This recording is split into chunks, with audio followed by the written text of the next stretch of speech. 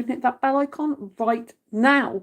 So, how to look after yourself as part of a regular self-love, self-care practice. So this is how to practice self-care in multiple aspects of your life. Why am I doing this video? Because a situation occurred, not with me, but with a friend over the last few weeks. And I don't want to divulge their personal business. But anyway, the topic of looking after oneself came up. And I wanted to share with you how you can look after yourself, because you might already be looking after yourself and just not realizing you're very good at looking after yourself. Or you might find that you're self-neglecting. So what happens is we tend to put other people before ourselves. We tend to look after others more than ourselves. And we tend to neglect ourselves. And this is something that can have a devastating impact on multiple aspects of your life, because if you're not taking care of yourself, this affects jobs, this affects relationships, whether that be of a romantic nature or friendships.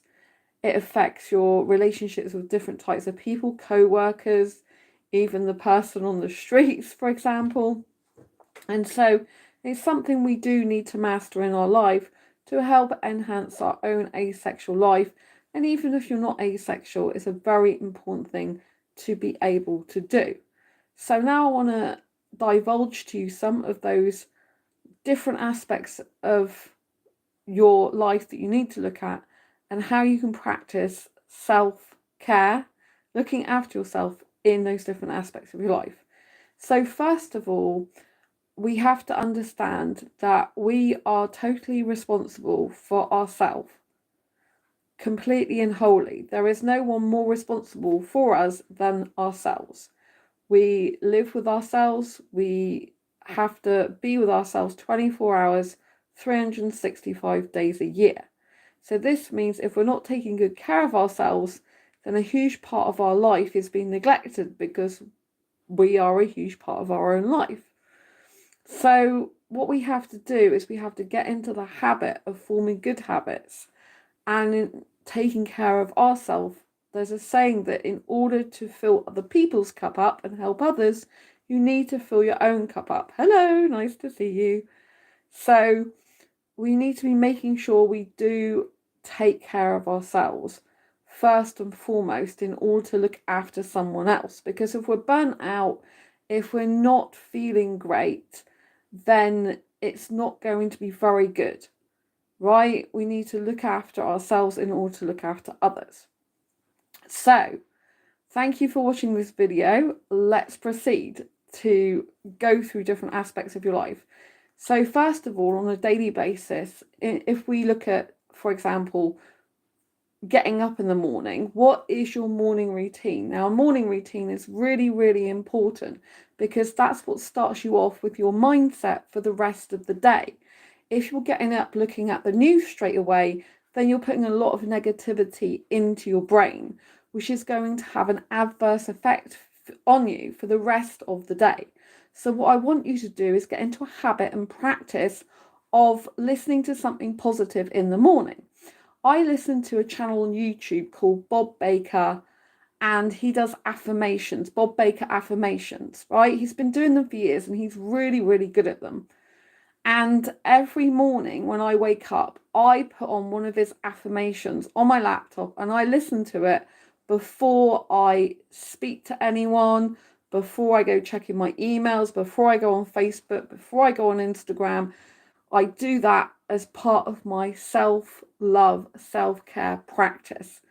And since I've done that, my mindset has really shifted from being kind of over emotional sometimes, really negative sometimes, and waking up just generally not feeling very good, to completely shifting to feeling positive, love and light and happy. Now, of course, this is not always the case. If there's some major trauma, major upheaval going on in my life, if there's something really, really difficult and challenging, even if I'm doing positive affirmations, sometimes they don't stick, or they don't really go into my mind because I'm too busy focusing on other things. The whole point of affirmations is you're meant to clear your mind as much as possible and just focus on the affirmations. Now, if you don't know what affirmations are, they are sayings that you say in the present tense.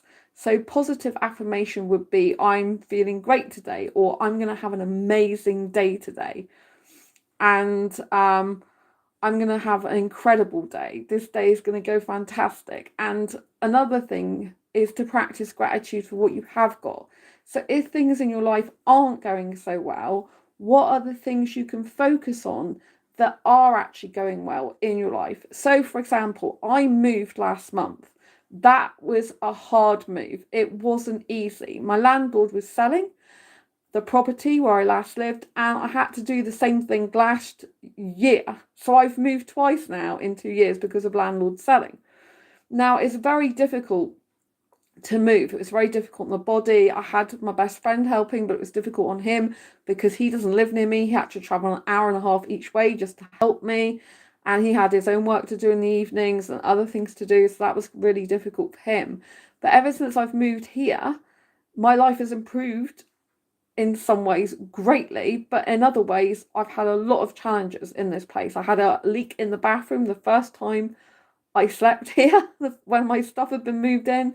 I've still got a problem with the hot water in the kitchen, and some of the furniture that I've had assembled, or well, I didn't have pay to have it assembled. My friend assembled it. That's not gone right.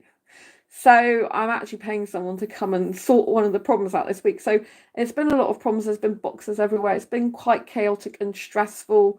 There's had to be a lot of work still done in the bathroom by workmen for the letting agency, and things can pile up and get on top of you, right? So in those moments, we tend to naturally focus on negative, but what we have to do is try and pick positive things out that have gone well and good things and aspects of the situation, even if it's hard to focus on that all the time. Because in life, what we choose to focus on expands and gets bigger and grows. So if we're only focusing on negative stuff, hello in chat, then we'll get more negative stuff and things will spiral out of control. So what I think of is the positive aspects, such as the fact that I've moved to a place and the actual building is made of steel, right? Why is this significant? Because steel is a lot stronger than where I previously lived. And we have storms in the UK at the moment, when I'm recording this live for you now. And the storms are very devastating with debris. There's been a couple of people I noticed had died, it said. And I don't watch the actual news. I get stuff in my feed, unfortunately. But anyway, I that's another thing I don't do. I don't watch the news. I don't have TV on. I don't have a TV license anymore. So I don't watch TV purposely because the TV is negative.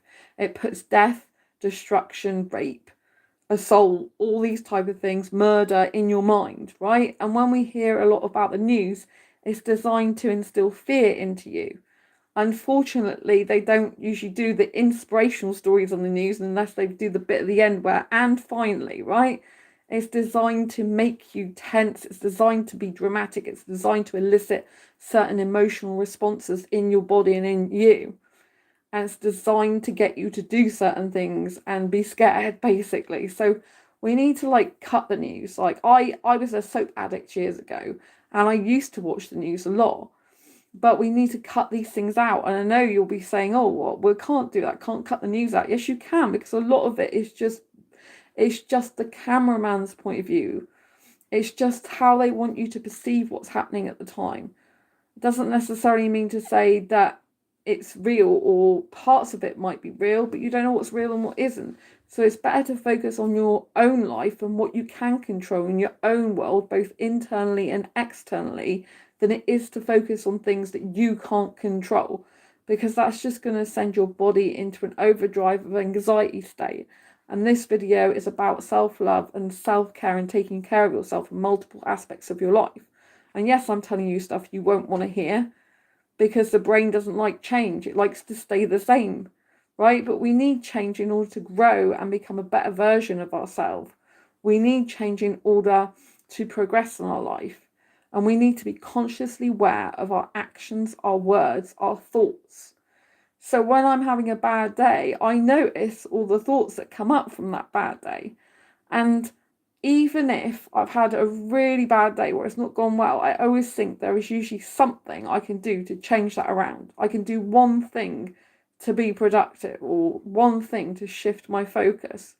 So all we have to remember is, even if we've had a lot of our day going wrong, we just need to find one thing that we can do and have an easy win.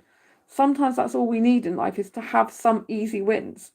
Now, when people are tackling like goals or to-do lists, some people prefer to tackle the most difficult thing first and get that out the way. But there is another way in which you can do something that actually gives you a dopamine hit, because you know it's easy to achieve.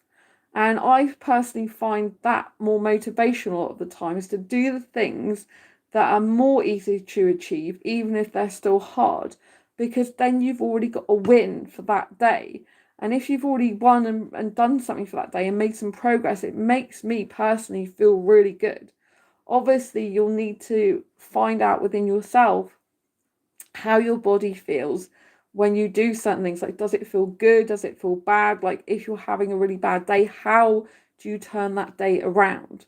So that might mean going out for a walk, speaking to a friend, speaking to a supportive family member, might mean reading a book, might mean taking a hot shower or a bubble bath. It might mean just walking the dog around the block if you have a dog. It might mean just like doing the positive affirmations. It might just be putting your favorite song on and dancing around to music. All these type of things can get us out of the state we're in. One of the things I like to do is go to the cinema, because it chills me out, it relaxes me, it makes me feel good. And every Sunday I have a self-care practice of going to the cinema usually. I can change the day, but every day every week usually I have a self date, and it usually is Sunday. So I did go in the early hours to watch a movie. And that was really good for me. So you need to find out what makes you feel good, what makes you feel elated, what makes you feel inspired and happy. And you need to do more and more of that. I've spoke before on this channel about creating a happy list. So a happy list is something that has at least 10 things on it that makes you happy every time you do them. And what you need to do is look at that list or memorize that list and pick 3 things ideally at least to do every single day off that list. So for example, me just taking a hot shower and having time to myself in the shower, that's something that makes me feel really good. Watching a movie that I find enjoyable and, light-hearted and that makes me feel good is good. Going to the cinema, but I don't do that every day, but I can watch a movie at home if I feel really stressed. I can have a hot shower every day. I can have nutritious food. I can listen to my favourite music, this type of thing. So some people don't realise that what they're putting into their brain is literally making their brain bad. So they'll watch the news, which is really negative. They'll talk to people who are really negative all the time. Not everyone's positive all the time. And they'll be complaining all the time about everything. And they'll be just looking on the worst things in life in general, and they'll be moaning, complaining all the time. And this just trains the brain to focus on negativity. It trains the brain to focus on what you're unhappy about and what you're unsatisfied about, dissatisfied, and it just trains it to look on the negative.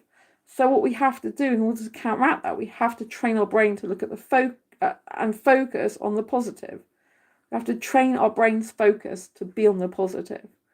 So we do this by listening to people who have positive messages in life, by reading or listening to books that allow you to feel good, that give you goodness and inspiration. I watch a gratitude song on YouTube, and it's about being grateful for everything that you have and focusing on what you do have. And even if you're not having the best day, to focus on what you do have, not what you don't have, and still be grateful, which is so important.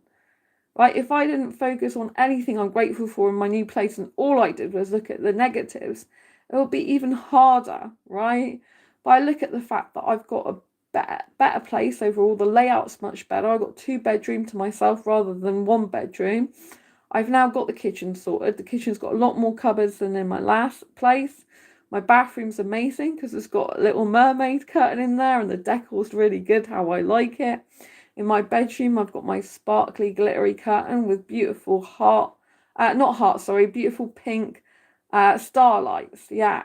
But I do have a heart as well in the corner saying love, and I have little love hearts in glitter and stuff like that. So for me personally, like, I like bright colours that inject joy and happiness and colour into my life. And so you really have to be getting things in your surroundings that make you feel good. I like sparkly things. I like coloured things. I like pretty things. I like glittery things, right? I'm a glittery and sparkly girl. So I like to get those things that reflect my personality, not to have dull monotone things that bore me, right? If you've got an uninspired environment, then it's going to make you disempowered in your life, because you need to be looking at things that are inspiring you. So your environment's very important. So what you need to do is get furniture that makes you feel good. Get decor and accessories that make you feel good. Arrange your place how you want it to the best of your ability to make you feel good. Get extra storage solutions if you're lacking on storage in order to give yourself more room for your clothes and things so that you can feel good about your environment. Be careful who you hang out with and who you share your home with. If you're sharing your home with someone who's grumpy, negative, belittling, putting you down, doesn't have a good word to say about you, not very empathetic, this person is going to destroy your confidence, destroy your self-esteem, bring you down, and they're going to be unofficially reconditioning your brain for negativity and to think bad about yourself, right? Because if you're in an environment where the person or people are just saying negative stuff to you all the time, you're going to eventually believe it, because this is like conditioning the brain and reprogramming your brain for bad stuff, right? Negative stuff towards yourself. There was someone on this channel that a while ago said, oh, programming is a blank slate fallacy, and a blank slate fallacy isn't true, so therefore it's not true. But blank slate fallacy, I had to look that up. I didn't even know what it meant. It meant that you're programmed from a blank slate since birth, but that's not actually true. That's, you can reprogram your mind at any point in your life, and your mind, I should say, is your programming. And that is happening every single day of your life. You're always being programmed when you're watching adverts, when you're watching the TV, when you're watching the news, when you're speaking to friends, when you're speaking to a partner if you've got one. All of our environments, all the voices we hear from other people, our own negative voices, is all conditioning and programming you. A bit like a computer, right? So we need to be putting good stuff in our brain. So we need to be listening to good stuff, positive, upbeat songs, not songs with, I want to kill you, I want to die. This is not good, right? We don't want to be listening to news that's got, murder, death, rape, he got killed, she got killed, 3 bullets in the head, blah, blah, blah. This is going to condition your brain to think the world is a really bad place and it's unsafe, right? This is going to condition you. The more you listen to it, the more it goes into your subconscious mind. Right? If you watch movies that are always about killing and murder and death and rape and abuse, that's going to go into your subconscious mind. And you're going to be programming yourself for all this negative stuff. The more you're around people who complain about their life and say, this is really bad, money situation bad, where you live is bad, people are bad, life is bad, the world is bad, you're going to get that in your head, and it's going to condition you to believe that, right? The only way you stop that and counteract that is by doing the opposite. Is by saying, I'm not watching the news. Why? Because I matter. I'm more important than the news. And that is effing my head up, right? I'm not going to watch it. And I'm not going to do the thing where people have a fear of missing out, right? This is a psychological tactic used by marketing media to get you to worry about things. It's called FOMO, fear of missing out. If a human being has a fear of missing out, usually it means they want to stay in the know. They want that thing. It grips them. They have to have it. They have to see it. Because if not, their brain is like, oh my God, what's happened? I'm missing out, blah, blah, blah. Right? And this is how the news gets so addictive. And news is an addiction, right? And we need to break habits and break addictions that are bad for us so that we can actually have our mind be calmer, even if it's chaotic around you. We need some things that are going to help us to calm our brain down and make us feel good and positive. I used to have really bad depression years ago. I mean, suicidal depression prior to 2012, right? For a lot of my life. And my mind used to think negatively. I used to watch the soaps, to be, religiously watch the soaps, used to listen to the news.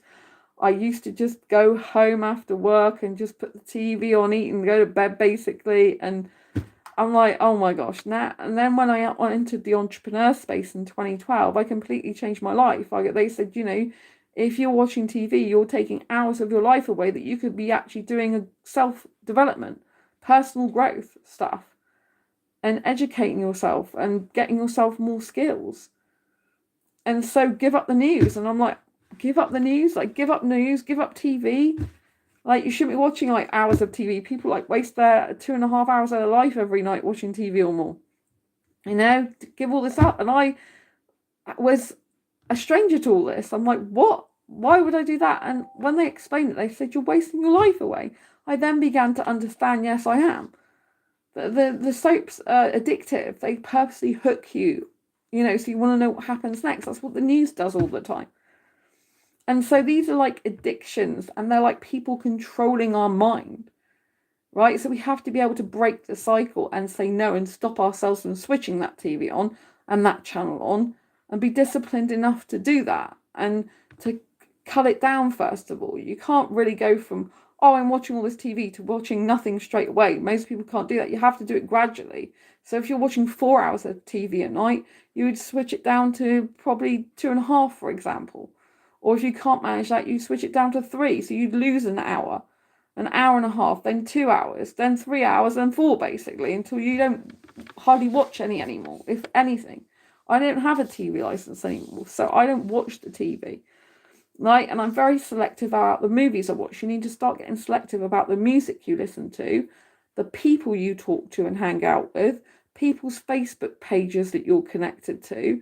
Like, some people are like, oh, social media is so bad. I see all this horrible stuff on Instagram. I see all this horrible stuff on Facebook. If you're seeing that, it's because at some point you've clicked on it. And Facebook and Instagram put a cookie, a little piece of technical data on your profile, and they track everything you do. And if you've clicked on something once, they'll keep showing you that thing over and over again, even if you're not friends with the person or liked the page, because this is what they're doing. They're marketing to you. And if you've noticed, even on Facebook, you can say something to a friend and you'll get an advert for what you've talked about. It's like they're reading your mind, but actually there's got voice recognition in these cookies a lot of the time now. So you can say something and then you'll get an advert come up and you'll be like, but I haven't even typed that to anyone, but you verbally said it, right?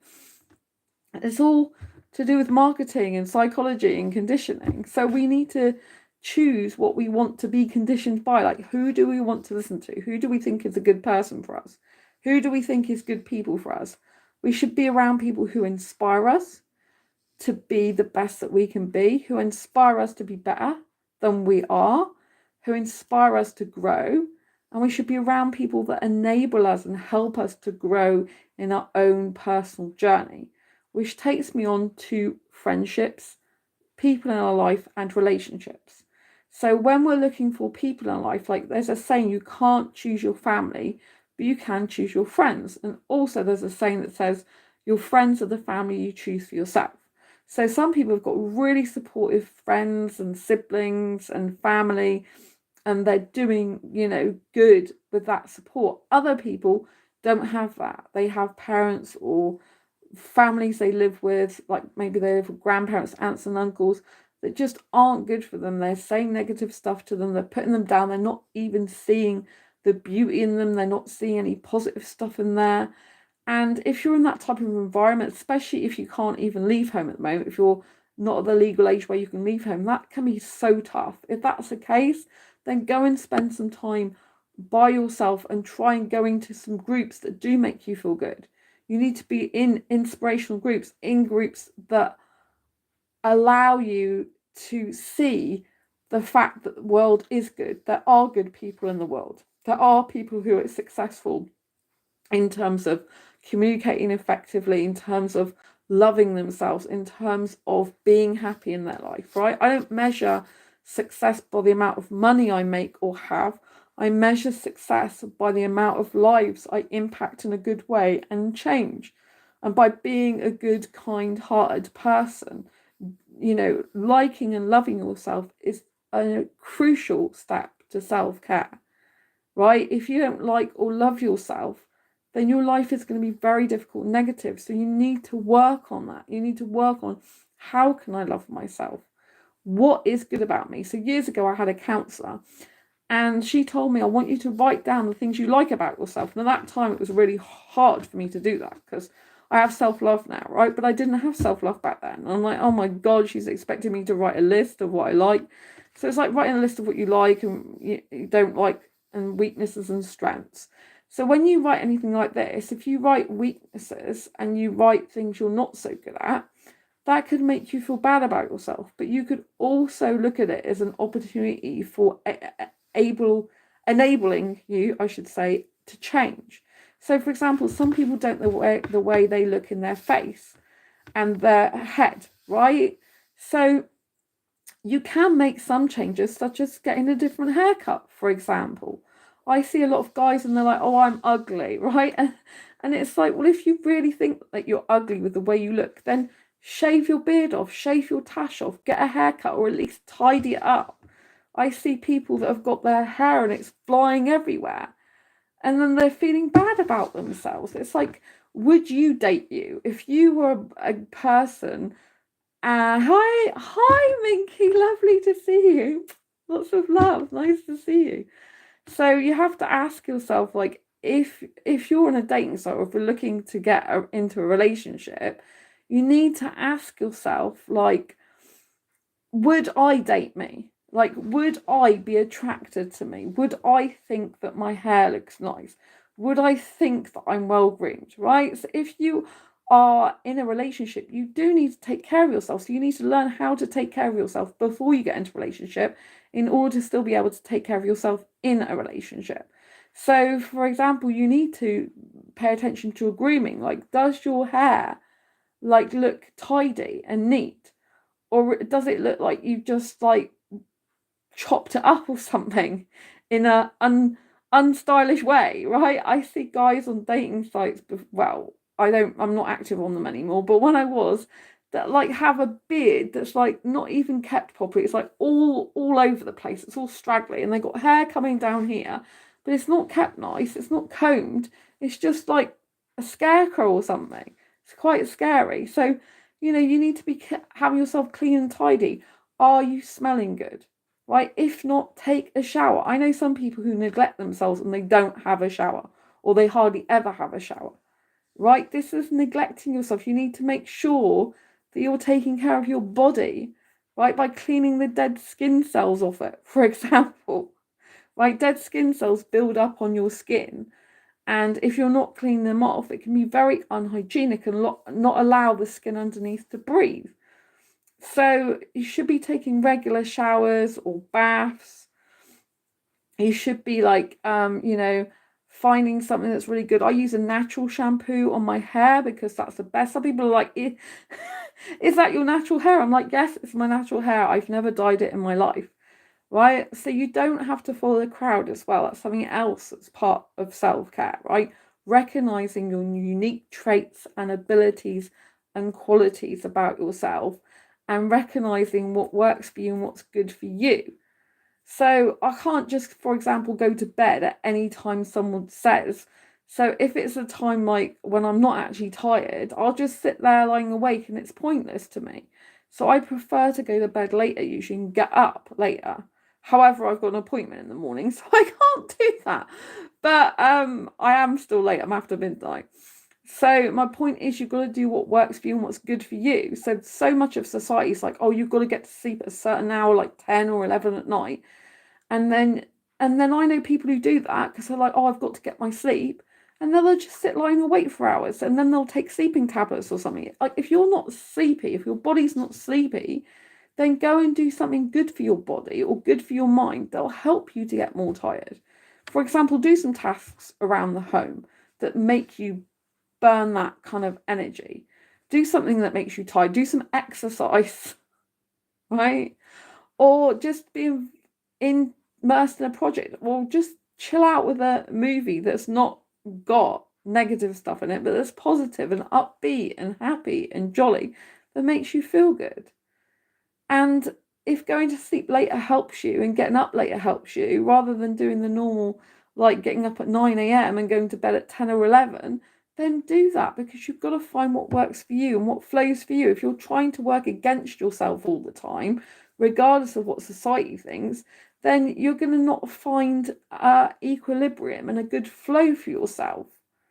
Right? Obviously, there are times in your life when you can't always do what you want, and you can't be necessarily going to sleep at the times you want. Or you might be so tired that you need to go to sleep really early. Like, it might shock you to know there was a day in the last 10 days, I was asleep at 6:35 p.m. in the evening. 6:35 p.m. people. This is not normal for me at all, but I was so tired I couldn't even keep my eyes open. It's because I've been doing excessive, strenuous stuff in my flat, my new flat. I've been working a lot, constantly, every day, usually doing stuff for my flat. And it is hard work, and it is exhausting, physically exhausting, because don't forget, I'm recovering from 2 broken bones in my spine. And so I'm still undergoing physio for that. And it's a lot of physical stuff, because my best friend helps me a lot usually, but they're not too well at the moment, and they're kind of like drained still from helping me before, which I get, because it's hard for them. They were doing their own work as well, and they were trying to do lots of things, and so, you know, they can't help me as much anymore. So they still see me once a week, but I've got a lot of stuff to do here, a lot of lifting heavy boxes, which I had to do the day before last, and this stuff does make me more tired. That's why I can't stream fully every night on here still at the moment, because I've got too much to do. And with Christmas coming up, I'm like, I'm trying to get as much done as possible. I've cleared the hallway myself, and that was a lot of heavy lifting. But, you know, in this way, I am helping myself, but I've got to be careful as well. So when you're practicing self-care, you've got to think, what is the best for you? Like, personally, in my environment, I can't stand being in chaos, which is a little bit ironic, because I'm not the most tidiest person in the world, but I just don't like chaos. If I think my environment's cozy, got stuff around me and cozy, that's fine. But if I think it's chaotic because there's stuff that shouldn't be there, and it's no need for it to be there, and it's just kind of all over the place, and it's no reason for it to be there, then, like, the boxes were in the hallway, it was just stressing me out, and it's chaotic, and it's driving me mad. So I put them in the second bedroom. Like, second bedroom's got loads of boxes piled up high now, but I'm already in my head saying, I'm okay, I'm giving myself grace over the second bedroom, that can be chaotic for months or whatever, but I want my main areas clear as much as possible, so I can live a pretty normal life. Not that there's anything as normal for me, and get on with my stuff, like my writing. I need to get back to writing my books, which I'm not doing at the moment. I've barely done any writing since I've moved, and that was a month ago now. So it's like 2 bits of writing I think I've done. That's it in like a month. That's really bad for me. Oh, I've done a blog post on my quirky books earlier as well, but for my actual books, I only do 2 bits, and that's really difficult as a writer. You know, I need to get back to that, but I know that if I get my home sorted now, then I'll be set up for the new year to be to be able to flow and mostly go. And then the second bedroom I can do more throughout the year. So it's hard, because self-care, you have to decide what's most important to you in terms of your self-care. And sometimes you might have to, it's hard, but sometimes you might have to forfeit or neglect more of one aspect of your life to take care of more of one other one in that moment in time. And that's hard, because you don't want to be neglecting any aspects of your life and yourself. But if we're honest about it, then there are situations that are desperate times and difficult times, and some neglect might come in more. So, for example, I have been working a lot more hours than is probably physically good for me. Like I got to the stage where I was getting migraines, really bad migraines. I couldn't even cope anymore, so I had to have some time out. I'm like, that is it. You've got to take time out, because I couldn't even have the light on. Like like the light in the hallway, just going from my toilet to my bedroom, was just hurting my eyes, and I was getting migraine all across here, and it was awful. So it's been really stressful. But like I said, we have to focus on the positive, because if we just focus on negative stuff, then that won't leave us feeling good. And I'm very proud of all the work I've done. So one of the things you need to do as part of regular self-love and self-care is to praise yourself for the things you have done, because sometimes we really overlook them, and we might do them quite quickly, or they might take ages for us to do. Then when we've accomplished it, we like celebrate that for 5 minutes and think, okay, that's great, I've done all that, wonderful, and then you kind of forget about it. But I have done so incredibly well in this new flat, despite all the difficulties, because like I didn't know what I was going to be able to do after I broke 2 bones in my spine. I broke T9 and T8 on the 29th of April this year, which was a long time ago. But it's only because I've been doing physiotherapy exercises since May, which I asked for, that my back's got strong enough to be able to bend and twist now, and crouch down and go on the floor and screw things in and all sorts of stuff. But I'm lifting boxes, really heavy boxes, that even before I had my broken back was probably going to be very difficult, and probably I wouldn't have really wanted to try to attempt too many of those boxes, a lot of them. So now it's kind of, I do feel stronger in some ways by doing the physio exercise. In some ways I feel more stronger than before I had my broken back. But I have had a lot of back pain this week by comparison to previous weeks, and I had one really weird thing happen to me. I'm digressing here, but I think it's important to share these things, because I had something really weird happening, which was scary. And then one night when I was awake, when I couldn't sleep, I decided to do exercise, because I've been behind with my exercise, because I've been in physical activity every day in my flat, right? So I'm doing a lot more than my body would usually do. It usually have some days where I don't do much, housework or cleaning or painting. I've been doing painting earlier today for ages, you know what I mean? Well, yesterday now, because we've gone through after midnight.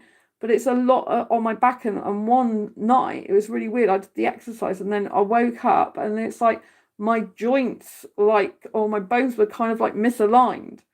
It was really freaky. I thought, I don't think it's good to do them in the middle of the night, Sandra, your exercise. I don't usually do them in the middle of the night. And it felt like my bones and joints were like slightly out of alignment, so nothing would quite click into place. So that was quite scary. So when we've had a scary experience, we then do have to slow down a bit. We have to say, okay, like, what did I learn from this? What could have caused this? And try and be our own coach to ourselves, try and be our own like therapist, and try and be our own diagnosis person. Like, I'm not a medical practitioner, but I do think it's important to listen to your own body and listen to your own needs. So I think it's important that if you feel something's wrong internally or with your body or whatever, that you listen to that and decide to act accordingly in your own best interests.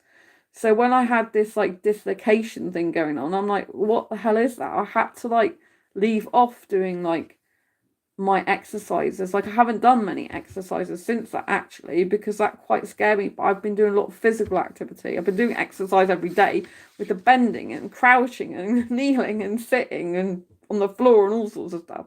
So I have been doing a lot, but it's different to my actual physical exercise. I got physio on Tuesday, so I'll talk to you about that dislocation thing. But that was quite scary, because I felt my body was dislocated from itself.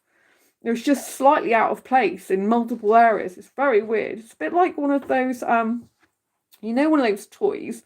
I don't know if you've seen them. You press them down where you've got a donkey and it's on a piece of string or something. It's got it's got jointed legs or whatever, but they disjoin when you click it down. It's a bit like that with my body. It was quite scary. So I have had to have some time where I have watched some movies, but it's like Christmas movies lately, to calm down. But what I've been doing is I've been watching an hour of a Christmas movie. Then I've been going and doing more unpacking or cleaning or whatever I have to do. Then I've been going back to the movie. So some movies I've taken, I think one movie I was most of the time I'm watching it in 2 parts, but sometimes I think it's more than 2 parts.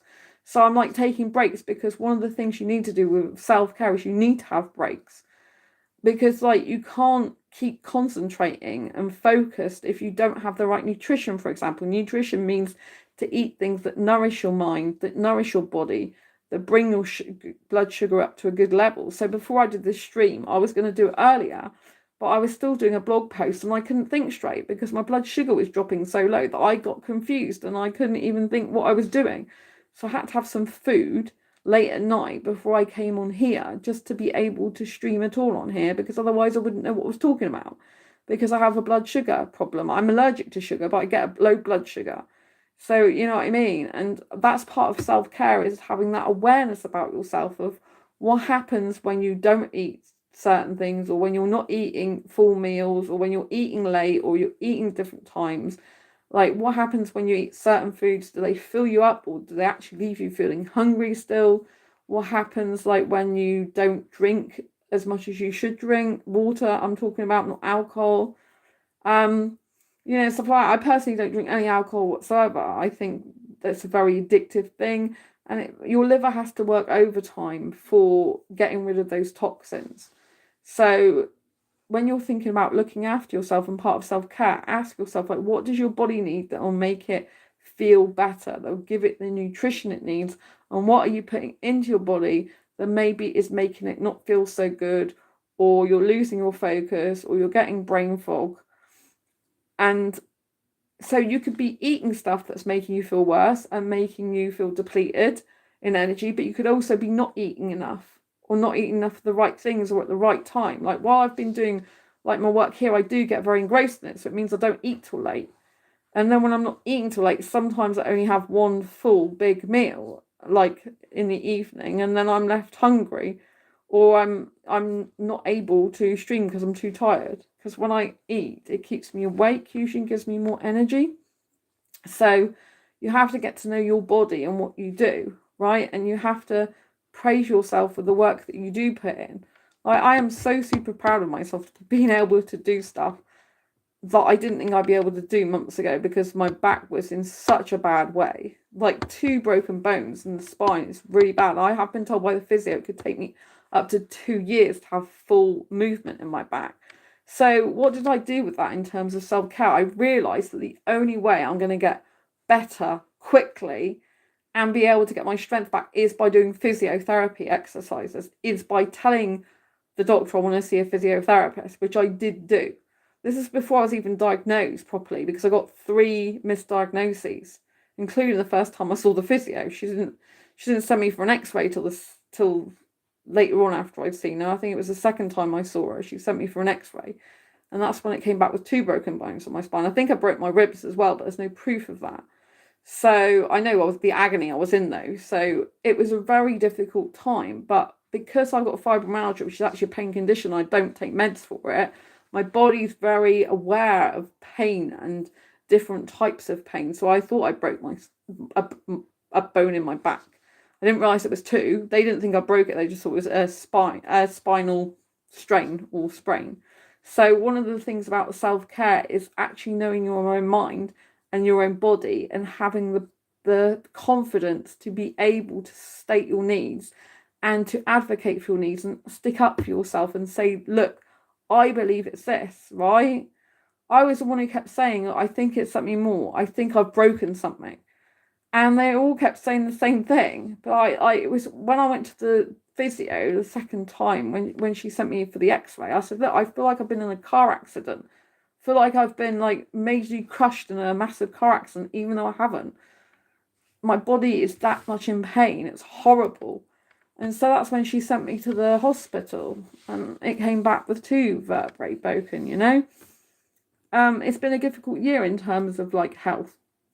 So what I've had to do is, like, especially in parts of the year, I've had to prioritize my health above everything else, because health, as they say, is wealth. And if you don't have your health, then you can't function properly and do other things. And I've actually been ill for most of this year with different things. So it's been a very difficult year for me. But even though it's been a difficult year, I still have things that I'm proud of. And one of the most proudest things is getting my mobility back. and being able to do stuff for myself again, because being an invalid is not good. Having to rely on someone else all the time for help with things is not good, right?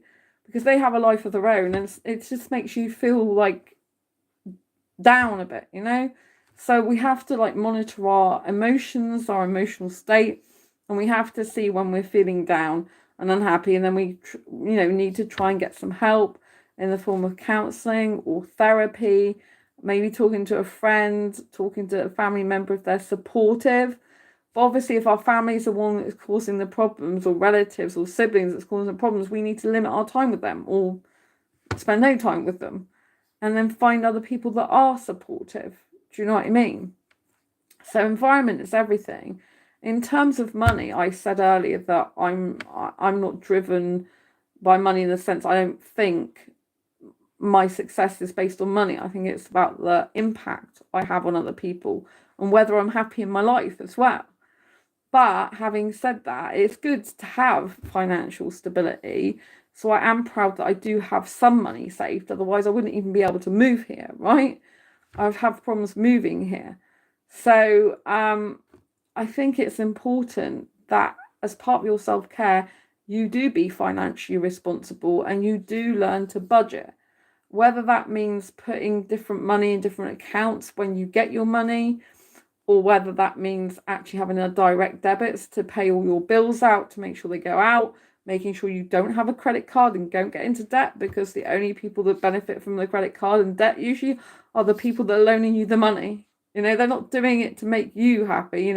There's people that are like, oh, but I need to have a credit card to have a good credit score. I've never had a credit card in my life, and I actually have a good credit score, right? Because it also goes on other things like, are you on the electoral register? Do you vote? Right? One is, are you on the electoral register, properly on it? And then two is, do you actually vote?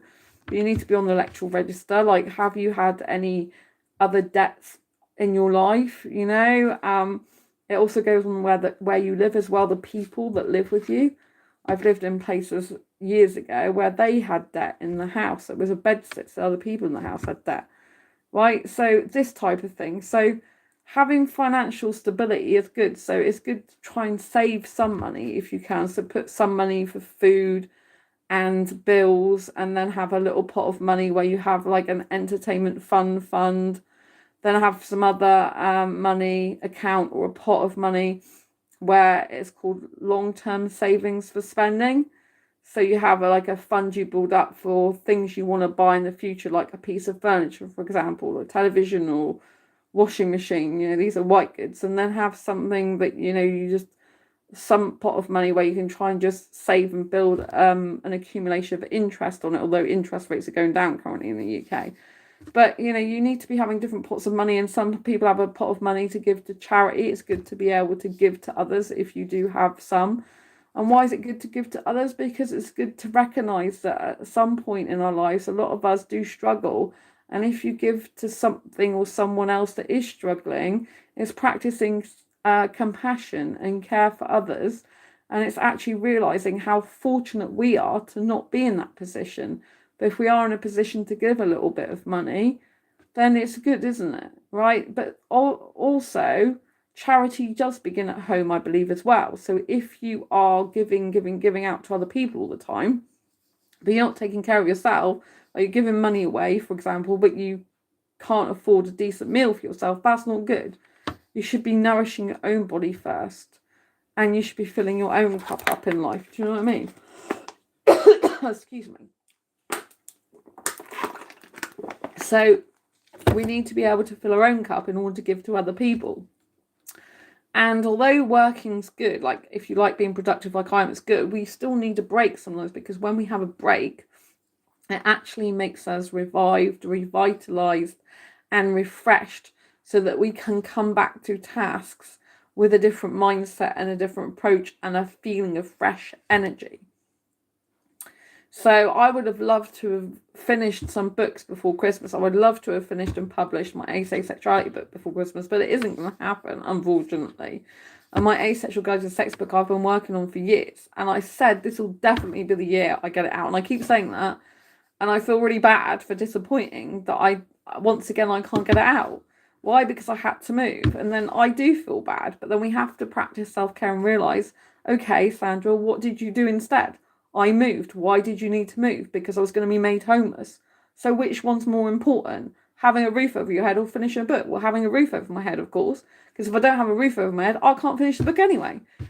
So the whole point is I've done really well to get a home for myself, which is a really nice home. It's very warm in here. My last place was very cold. It's steel building, so it's great for the storms at the moment in the UK. I'm very safe in here. The building is very robust. The downside is the mobile signal's poor, so I've had to move to a different phone company because I needed to pay for a new package to actually have a digital phone because my mobile doesn't work a lot of the time here, which is really difficult for me. And they couldn't fit a smart meter in for the gas, only for electricity, because the gas is out there. It's too far away. So, there are things that are difficult, but then there's a lot of pros to this place. The central heating is amazing. Like, it's gas central heating. I only have to put it on and it instantly warms the place up. And there's a lot of heating already in this building because I'm in the top floor. Then a lot of the heat does rise in this place because it's very well insulated. And so I do get a lot of other people's heat come my way. So I'm actually a lot warmer. It's a lot better for me. The kitchen is literally just there. Well, I got my office here next to the kitchen, so I can go and get a snack whenever I want. The toilet's next to the bedroom, so that's really handy. I've been able to decorate it how I want to a certain extent, so that's been really good.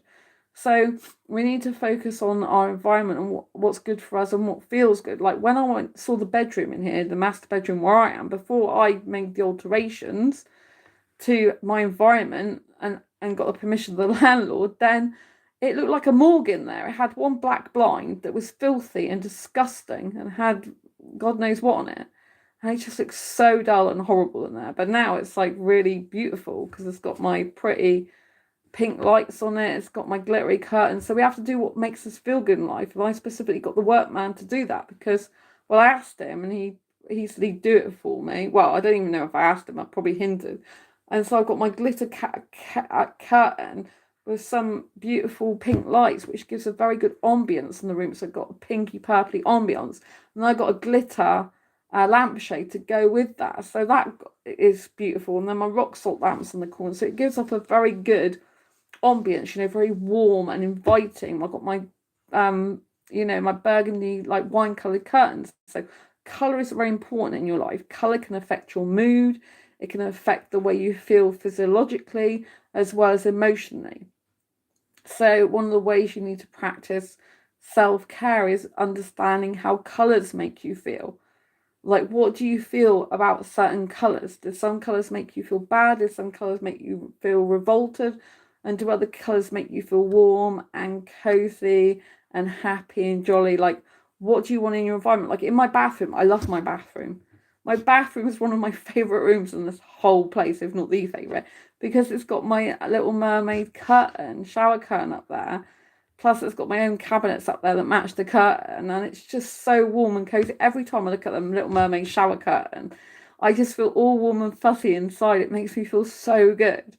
It's like being at Disney World or something, Disneyland Paris 24/7. I love it so much, and you can see the look on my face.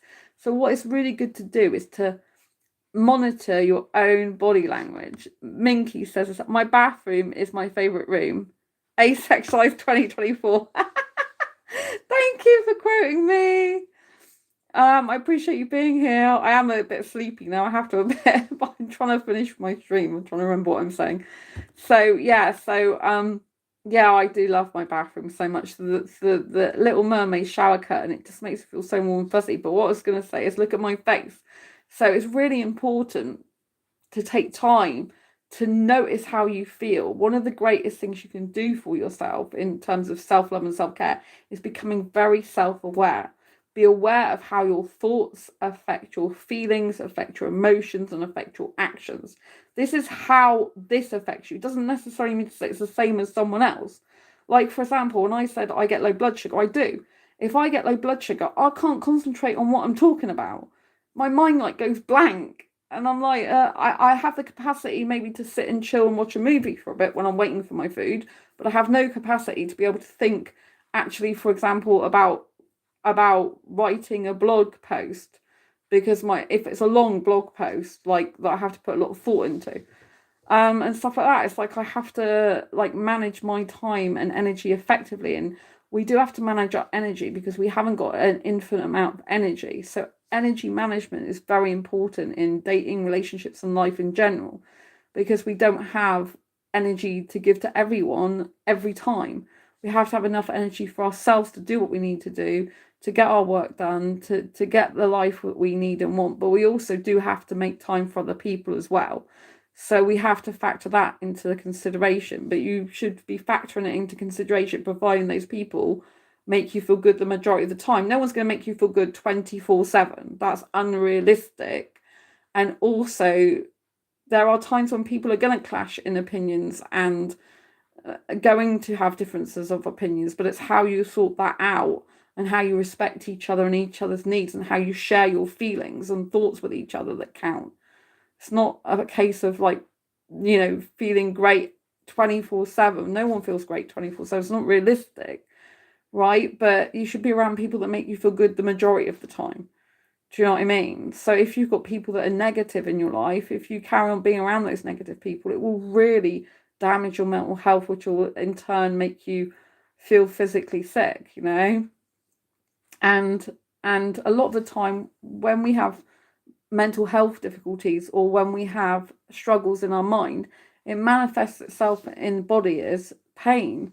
Like I can tell, for example, subconsciously, when I don't really want to do something, if like, I can tell if I don't want something to happen, I'll know subconsciously I don't really want something to happen, therefore it won't happen a lot of the time, because I don't want it to, even if I think I should want it to happen. I don't know if that makes sense. But at the same time, I know that I put off illness sometimes. Have you ever done that? Like, if you've been I don't work for an employer anymore. But when I was working for an employer, I would purposely think, oh, God, I really need some time off. I'm not feeling great at the moment. And you put it off and put it off, and then you get sick on your holiday. Why is that? Because your body then relaxes and you kind of let it off the hook, say, okay, you can rest now. And it's a bit like that even when you work from home, because it's like, well, it is for me. Like, I'll do so much work and then I'll be like, to the point the other day where I've got a migraine, like, badly, so I can't even do anything. I can't even physically keep my eyes open because it hurts too much. You can't do anything like that in that state. So then I'm like, oh, well, I have to rest. I have to take time out for myself. I couldn't even at one point listen to a podcast or anything because the sound is too much for me. Do you know what I mean? Like, all you can do is try and get more sleep in that scenario, drink more water and stuff like that. Water's very important for hydration. Sometimes I haven't drank enough lately. I try and drink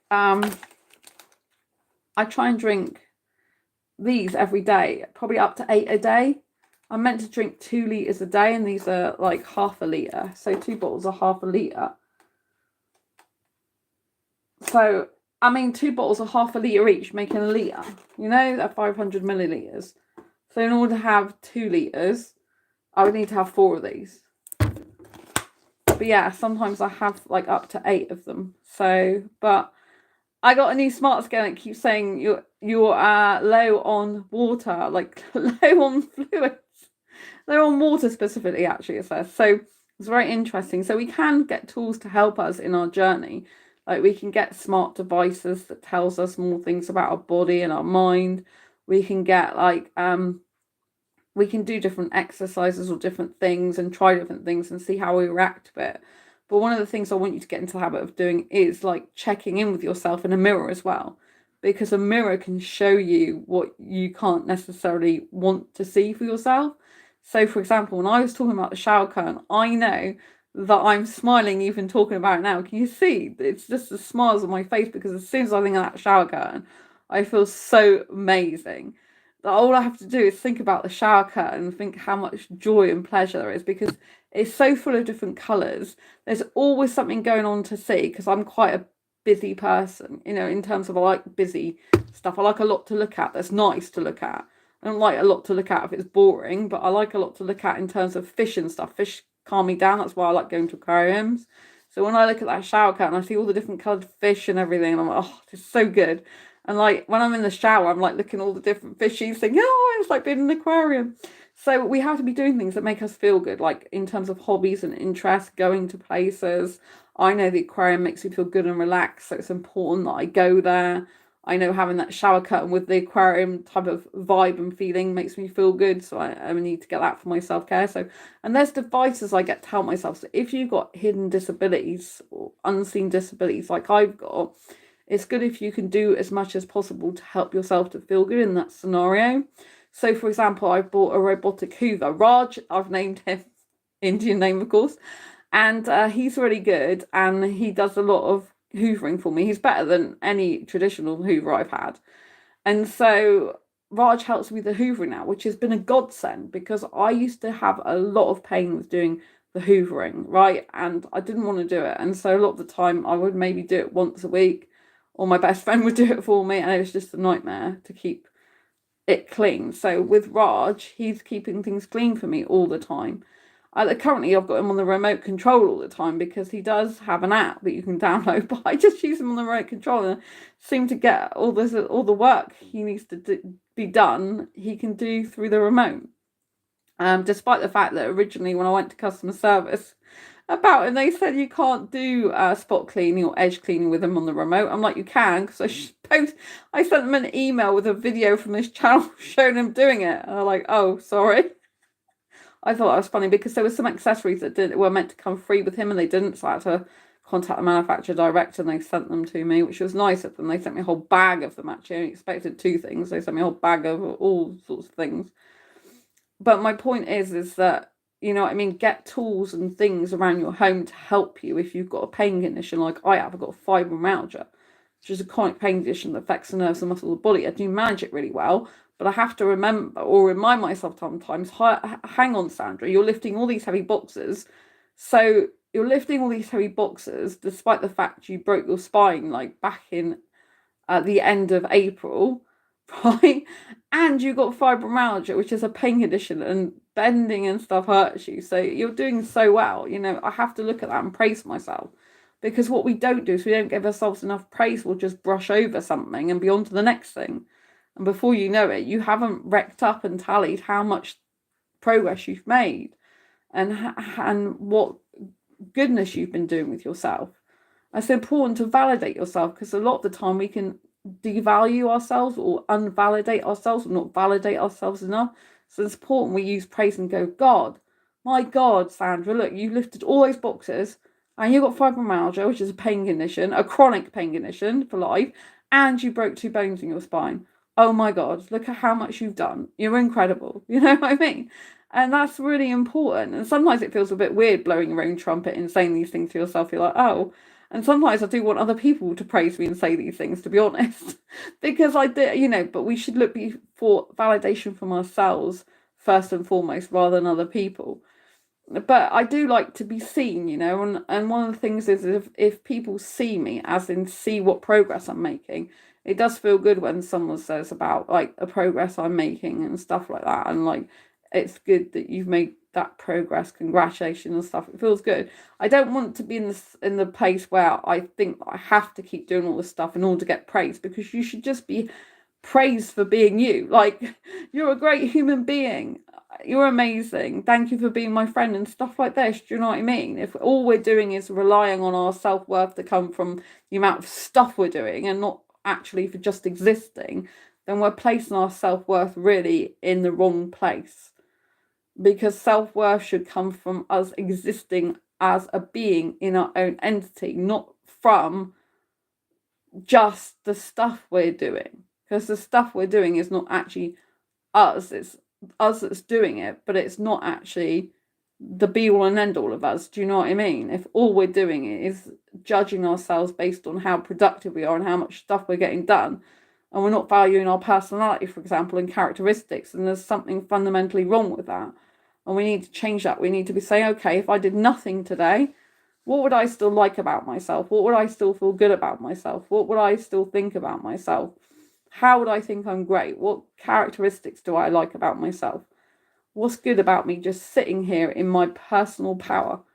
Do you know what I mean? So that we can see the beauty of ourselves, not just from what we do, but from how we are as a person. It's called not putting our value in our doingness, but in our beingness of being just as we are as an entity and being in and of our own mind.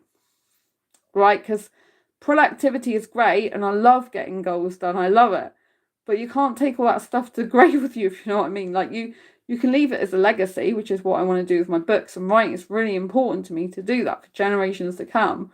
But obviously, when you think about whenever the end of your life's going to be, you want to be loved for who you are, and you want to be with people who care about you for you and your personality, not for just what you can do, because a lot of the time you won't be able to do much at the end of your life. Do you know what I mean? You necessarily. So you want to be loved for who you are, your personality, your character traits, and you want to love yourself for that as well. And also, we do need to count our blessings, because we don't know how long we are going to be able to do the stuff we need to do. Like, I didn't know what's going to happen with my 2 broken bones in my spine. Do you know what I mean? I think that although it's been a number of months, I think that's been quite a speedy recovery stage I'm at. Do you know what I mean? I got told that I might have restricted movement for up to 2 years in my spine. But to say my physio only told me that a few weeks ago, and all the stuff I've done in my new flat, I mean, I've literally had to be underneath furniture and screw things up. So I've had to be on my back and underneath and screwing things up like that. Do you know what I mean? When I was painting earlier, I'm having to like paint a drawer, which I took the drawer out, but I'm having to paint a unit. So I'm having to crouch down painting a unit and stuff. It's not great for the neck, by the way. So you know what I mean? I've accomplished a lot, and I think we have to really acknowledge our accomplishments. We have to acknowledge what we do for ourselves, and we have to know that we are solely responsible for ourselves. But it's important, if you need help, to ask the right people for it. They're not going to necessarily say yes because they've got a life of their own. And you also need to learn to say no as well. A lot of people are afraid to say no to things. But if it means that it's taking you off your own life path, your own agenda in life, and it's going on to someone else's, then you have to learn to say no. So, for example, I get offered to go in other people's books, write a chapter for some other people's books. If I think that book is going to be beneficial for some thing in my career or something in my life, then I'll go for it. But if I'm being asked to go in a book and I think that it's just going to distract me from my own book work and it's going to distract me from what I need to get done, I'm going to say no. I get offered all the time, usually by people in Facebook, saying, oh, I can be an appointment setter for you and get you X amount of coaching clients. Like, coaching isn't my main thing. It's lots of people's thing, but it isn't mine. That's not where my joy and pleasure lies. My joy and pleasure lies in writing my books. And I have to stop myself going off from the next shiny object. And we have to be very disciplined ourselves. We have to be disciplined with ourselves with what we eat, what we watch, what we listen to, who we talk to. We have to be disciplined with our mind, because it can go completely astray. We have to pull it back on track sometimes. But we also have to acknowledge negative feelings, and we have to work through them rather than just avoiding them, suppressing and repressing them. So you might think, oh, right, but if I've got negative emotions, Sandra said we shouldn't be focusing on negative stuff. You shouldn't be every day focusing on stuff like, oh, switching the news on, because you're purposely going to put negative stuff in your mind. But if you've already got negative stuff there, then you do need to process it. If you've gone through grief, for example, I had a friend who I found out had been deceiving me for over 5 years. They weren't really a friend, but I didn't know that. And I was very close to them for years, and that really hurt. And that's who I found out deceived me. I found out they deceived me last year. That's a lot of my life. It was 5 years of my life that they were deceiving me. So I can sit around worrying about that and thinking, oh my God, that's so horrible, which it is. Or I can just close that chapter in my life. So you have to give yourself time to grieve, though. Like, I had a relationship breakup this year. You have to give yourself time to grieve. You can't just get on with your life, because you have negative emotions that are unprocessed in your body, which causes you pain and emotional upset. You might find yourself tearful at times and you don't even know why. or you might find yourself having a new pain problem in your body and you don't know why, and it's because of repressed and suppressed emotions. So we don't need to go actively seeking negative stuff out and keeping negative stuff in our life on purpose, but we do need to process negative emotions rather than suppress and repress them. So we need to learn to cry, to go to therapy, counsellors. We need to learn to talk to people if our friends are willing to listen, stuff like that. Minky, someone from that server I told you about deceived me. Not sure if it was intentional, but they don't seem even remotely empathetic about it. Glad I'm out of there. I'm glad you're out of there as well, Minky. I'm so sorry that happened to you. This person was not remorseful as well. They were meant to be my friend for like 5 years, not just any friend, a really close friend for 5 years. And they weren't remorseful either. They weren't at all sorry. All they said was, "Oh, I thought I didn't want to hurt you." I said, "Well, you've hurt me more now."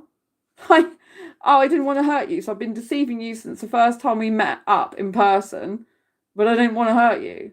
It's like, well, you've hurt me by deceiving me for all these years. And in the end, they just went from my life, and they hadn't blocked me, so I just blocked them. I mean, I don't want that type of person in my life. It's horrible.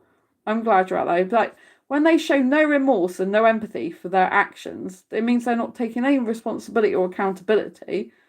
And how is that caring about you? It's not. I felt like, it was difficult. Like I made sure I didn't look for any new friends until this year because I didn't want to look for any friends after that. I'd actually had 2 other friends leave my life last year. They weren't as close as that person though. And I hadn't known them as long. But yeah, it was like, that was quite shocking. But I made sure I didn't go seeking out any friends for a while because I needed to heal. And we do need to give ourselves time to heal from difficult situations, because it instantly made it hard for me to trust people that were already in my life, other friends. And so I had to overcome that quite quickly, because I'm like, well, don't let them destroy the other friendships you've got.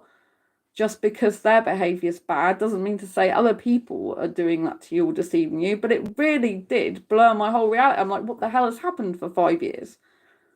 And it makes you question yourself. It makes you question the so-called friendship. Like, I don't know what was real and what wasn't in that anymore. So what I did to close a chapter, because the mind wants to know an answer, right? This is how the brain works psychologically. It wants to know an answer. It's like, what was real, what wasn't? What did they lie to me about and what didn't? Right? The only way, as part of self-care, excuse me,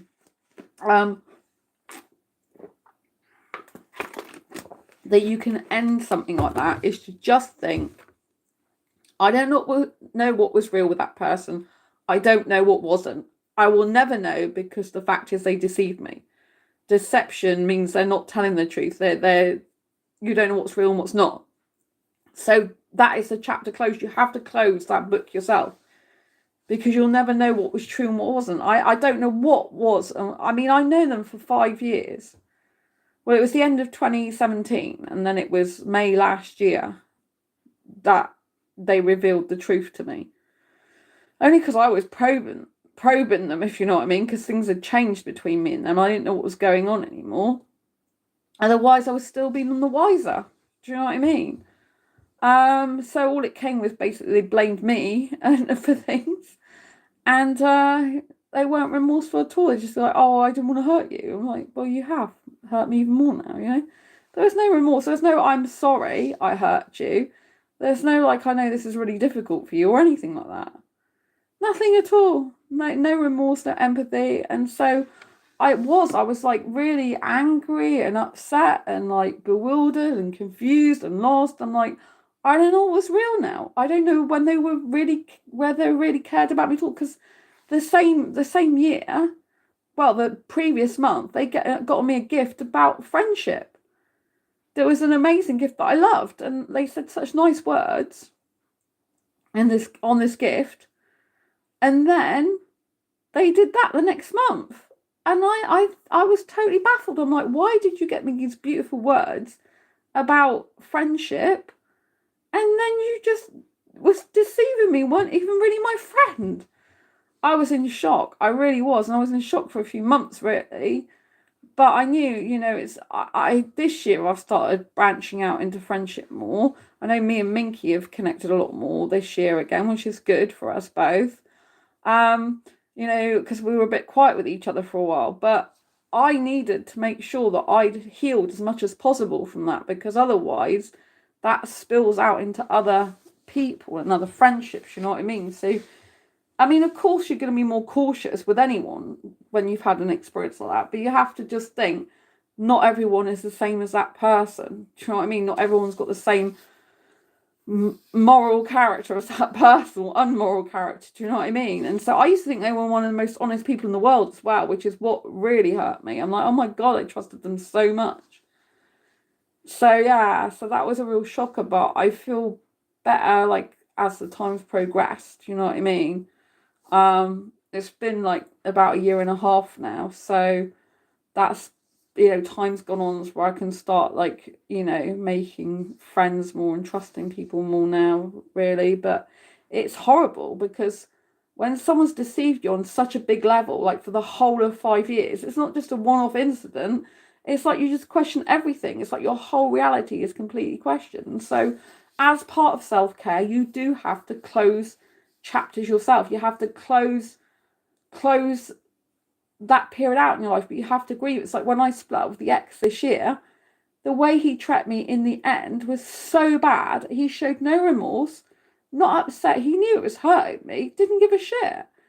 And I'm like, how can you go from pretending, clearly he was pretending to be really nice to me and like me and be a really good guy for me, and then turn things against me and then just like go off without really giving a shit. I ended it, but he pretty much ended it, but without ending it. So I was the one who ended the relationship. But you know what I mean? It's just horrible. I don't know how people can't have any conscience and do those things. I just couldn't deceive people. I can't deceive people, So I just, like when you have difficult experiences, our mind does want closure. Like even with the ex, I felt like saying, well, why did you say this to me? And why did you say that to me? And why did you say this that contradicted that? And why did you say this thing that contradicted that thing? And why did you tell me to do this? And why were you saying this to me? Like if you didn't mean it, what's the point? And your mind just like goes in overdrive, and you have to just learn to let it go eventually. Like you have to grieve and get out your system. There's lots of stages of grief. You have to go through that, because if you don't face those emotions, they will come out later on in your life. They will be repressed and suppressed in your body, and you'll get chronic pain. Like I've got a chronic pain condition. Fibromyalgia is brought on by traumas, different types of traumas. And also, it will come out later on. It will come out in some way in your other friendships or relationships in the future. It will come out in moments when you're on your own. It will come out in some other way. And so it's important that we do work through and process and kind of come to terms with what's happened to us. But it can take a while, because we can end up self-blaming as well, even though the other person has not been remorseful and they're the one that did the deception. And you're like, hang on a minute. I mean, my ex this year, like, he deceived me. He was just telling me lies, I guess. So, what he was lying. He admits he's a liar. So, yeah, so it was not good, but I've had to try and move on from those. But when that happened, like with my ex this year, I just was like, I've gone more into like doing my own thing, like writing more. At the moment, I don't even see a guy having, I don't even see a guy in my life romantically. I don't see a relationship like I used to want a relationship, and part of me still does, because I'm romantic and hyper romantic. But most of the time, when I ask myself now, like, when would a guy fit into your life? I'm like, well, I'm not interested in a guy fitting in my life at the moment. I don't have any space for him in my life. I'm happy. I mean, at the moment, I don't even have time barely to eat, because I'm sorting my place out, you know what I mean? And I want 2025 to be the start of the year where I can just most of the time be writing my books and working on, finishing my books and publishing them, which is what I wanted to do this year. But this year has just been like not gone according to plan. But sometimes we have to go through difficulties in life in order to get something better. And I do think this flat is better. I think I'm set up more for success overall, although there's still a problem with the boiler. And there's still stuff I've got to sort out, like more furniture and problems with furniture. But overall, the trajectory and the way I perceive this is a much better place. I've also got a mini dishwasher. So I was talking about self-care, and if you've got disabilities, hidden disabilities like I have, like getting yourself things to help you. So I've got a mini dishwasher now, but I can't put everything in there. So I still have to do some washing up, but it means that I've got some means of something else washing up for me, because I used to have cutlery in the sink for ages before, and it's like building up for days because that was really painful to do the washing up. So I still have to do some, but I've got a mini washer dryer now. Mini dishwasher, sorry. I've also got a really good washer dryer that I bought as well. So I've got a mini dishwasher. But I do have a nice washer dryer. I got a Bosch, which is more expensive, but it actually works much more effectively. And my fridge freezer, I've got a better one of those as well, because I've got a 60% fridge and 40% freezer. And that works out because I can now have some frozen fish kept in stock and stuff like that. So, you know, overall, the place is much better. And so I think, you know, although I've got a lot of issues going on still with this place, it's not lots compared to what it was. And I know that if I get things sorted as much as possible before the new year, which is what I've been doing, then I'm setting myself up for success in 2025. Do you know what I mean? 2024 has been a very difficult year. I didn't expect it to go like this, but you know what I mean? When we don't expect things to go the way they are, we just have to be grateful and thankful that we're still alive. We've still got our wits about us. We can still, you know, change the future. Like our future's ours for the taking, you know, just because maybe things haven't gone according to plan one year or one point in our life doesn't mean to say they're not going to go in the future. And I have this philosophy in my life. The law of averages suggests when things go down, things have to come up eventually, right? To me, that's just logic. So if I've had a lot of shite coming my way, excuse my language, and a lot of things going wrong, it means that I'm in store for some amazing things to happen that will bring the balance up again. I find it's like a balancing act with scales. Like if something's going, oh, you've got this problem, this problem, this problem, this problem, this problem. It's like an escalator going down, down, down into a basement, right? But eventually you've got to come back up. And so when you come back up, you're like, oh my God, I'm going to have a great year next year, because this year's been so challenging for me. And it's been really good in some ways, but disappointing in others. But it's been really good because obviously I did release my Diary Confessions of a Hyper-Romantic Asexual book. I published that this year. Actually, the day I split up with my boyfriend, I published this in ebook format. And 2 days later, the printed edition. It got to be a bestseller and hot new release. So yeah, and I've got this now. Have you seen this? This is my merch. So this is my Diary Confessions Asexual Life merch. So make sure you get one of these. See, it's got be bold, be authentic, be you. But for some reason, it comes out backwards when I put it on this camera. I don't know why. It's so crazy. If I just take a video of it when it's off me, the writing comes out the right way. But if I take a photograph of it on me, it keeps coming out backwards. I'm like, what is it? What is it? But I took some photographs earlier on my phone. And when I took it just the garment itself, facing down, it was fine. But when I put it on, it comes out of my photographs as backwards, but it's not backwards on me. Do you know what I mean? But be bold, be authentic, be you. If you resonate with this, go and grab one of these from amazon.co.uk or amazon.com. This is a good message to send to the world and everyone in it. Be bold, be authentic, be you. It's very important. You know, I've got a shorts video of me unbagging this. It's got the links in the description as where to get one of these from. I got a whole load of different merch. You can get cushion in it, vest top, other things, you know. Not just a hoodie, but I like hoodies. It's really warm as well. It's all fleece lined, so it's really hot.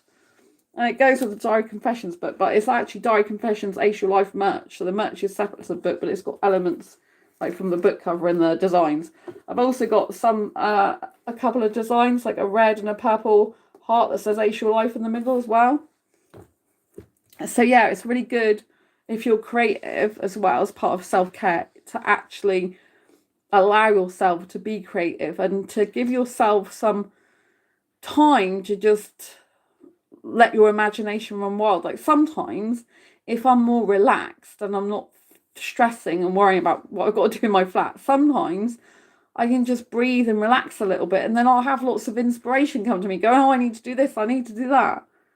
But also, I was talking earlier about shiny objects. Now, shiny objects are things that take you off your beaten path, that take you off your own path. And I was talking about saying no. So it's very important that we do say no to things in life and we don't go after the next shiny object. Because, for example, there's a lot of ways you can make money online, right? And you can make money online by coaching, by affiliate marketing, by doing print on demand, by doing drop shipping, by doing Amazon FBA and a multitude of other things. Someone said, hello, beautiful, me and my sister both watching you. Oh, lots of love to you. Nice to see you. I think you tuned in the other day as well, didn't you? So what was I saying? So I was saying that people can take you off the beaten track, right?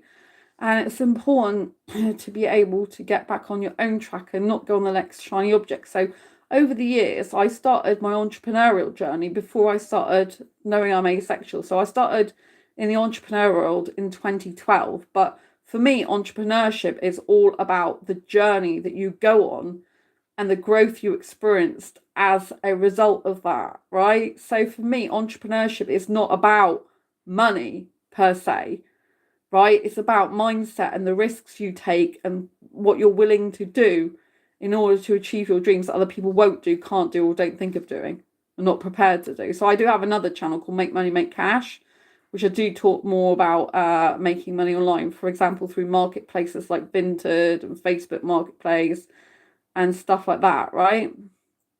So, yes, I did watch you the other day, clapping. Oh, thank you. So that channel is growing as well. Make Money, Make Cash. Please subscribe to that if that's interesting to you. But my point is I went in the entrepreneurial space before I found out I'm asexual. Now, when you're in the entrepreneurial space, you're first new to entrepreneurship. You'll find about all the different ways of making money online. And every month, year, and you just continually keep learning about all these different ways to make money online. But eventually you have to pick something that resonates with you that you actually want to do. Because for me, my motivation for doing stuff is not money as the end goal, right? If I just think about doing something for the money, it doesn't fuel me. It doesn't make me feel good. Because my main motivation in life is not for money. It's a responsibility and a sense of achievement. I did I took a test at one of my old jobs years ago, and it's all about finding out what motivates you to do the work you do. And my first primary motivator in the work I do, to do with what I want in my life, to do with the career I choose, is first of all a sense of responsibility. That's my main motivator. If I feel I have a responsibility, then that gives me great satisfaction and pleasure. If I feel that I've achieved something, then that gives me great satisfaction and pleasure. So that's my two top motivators. And the third is money. So if I don't do something that I'm passionate about, and if I don't do something that I feel that I can believe in and is honest and ethical, then I can't do it, because it's not in my nature to do things. I don't live for just money. Some people are billionaires and they're still not happy. Top Boy said I would do anything for money, laugh out loud. Okay, I definitely wouldn't do anything for money because I'm not driven by money. Even though I do Make Money, Make Cash channel, because do you know what? If I sell something, for example, a pre-loved item, I sell it on Facebook Marketplace, on Vinted. Do you know what gives me pleasure?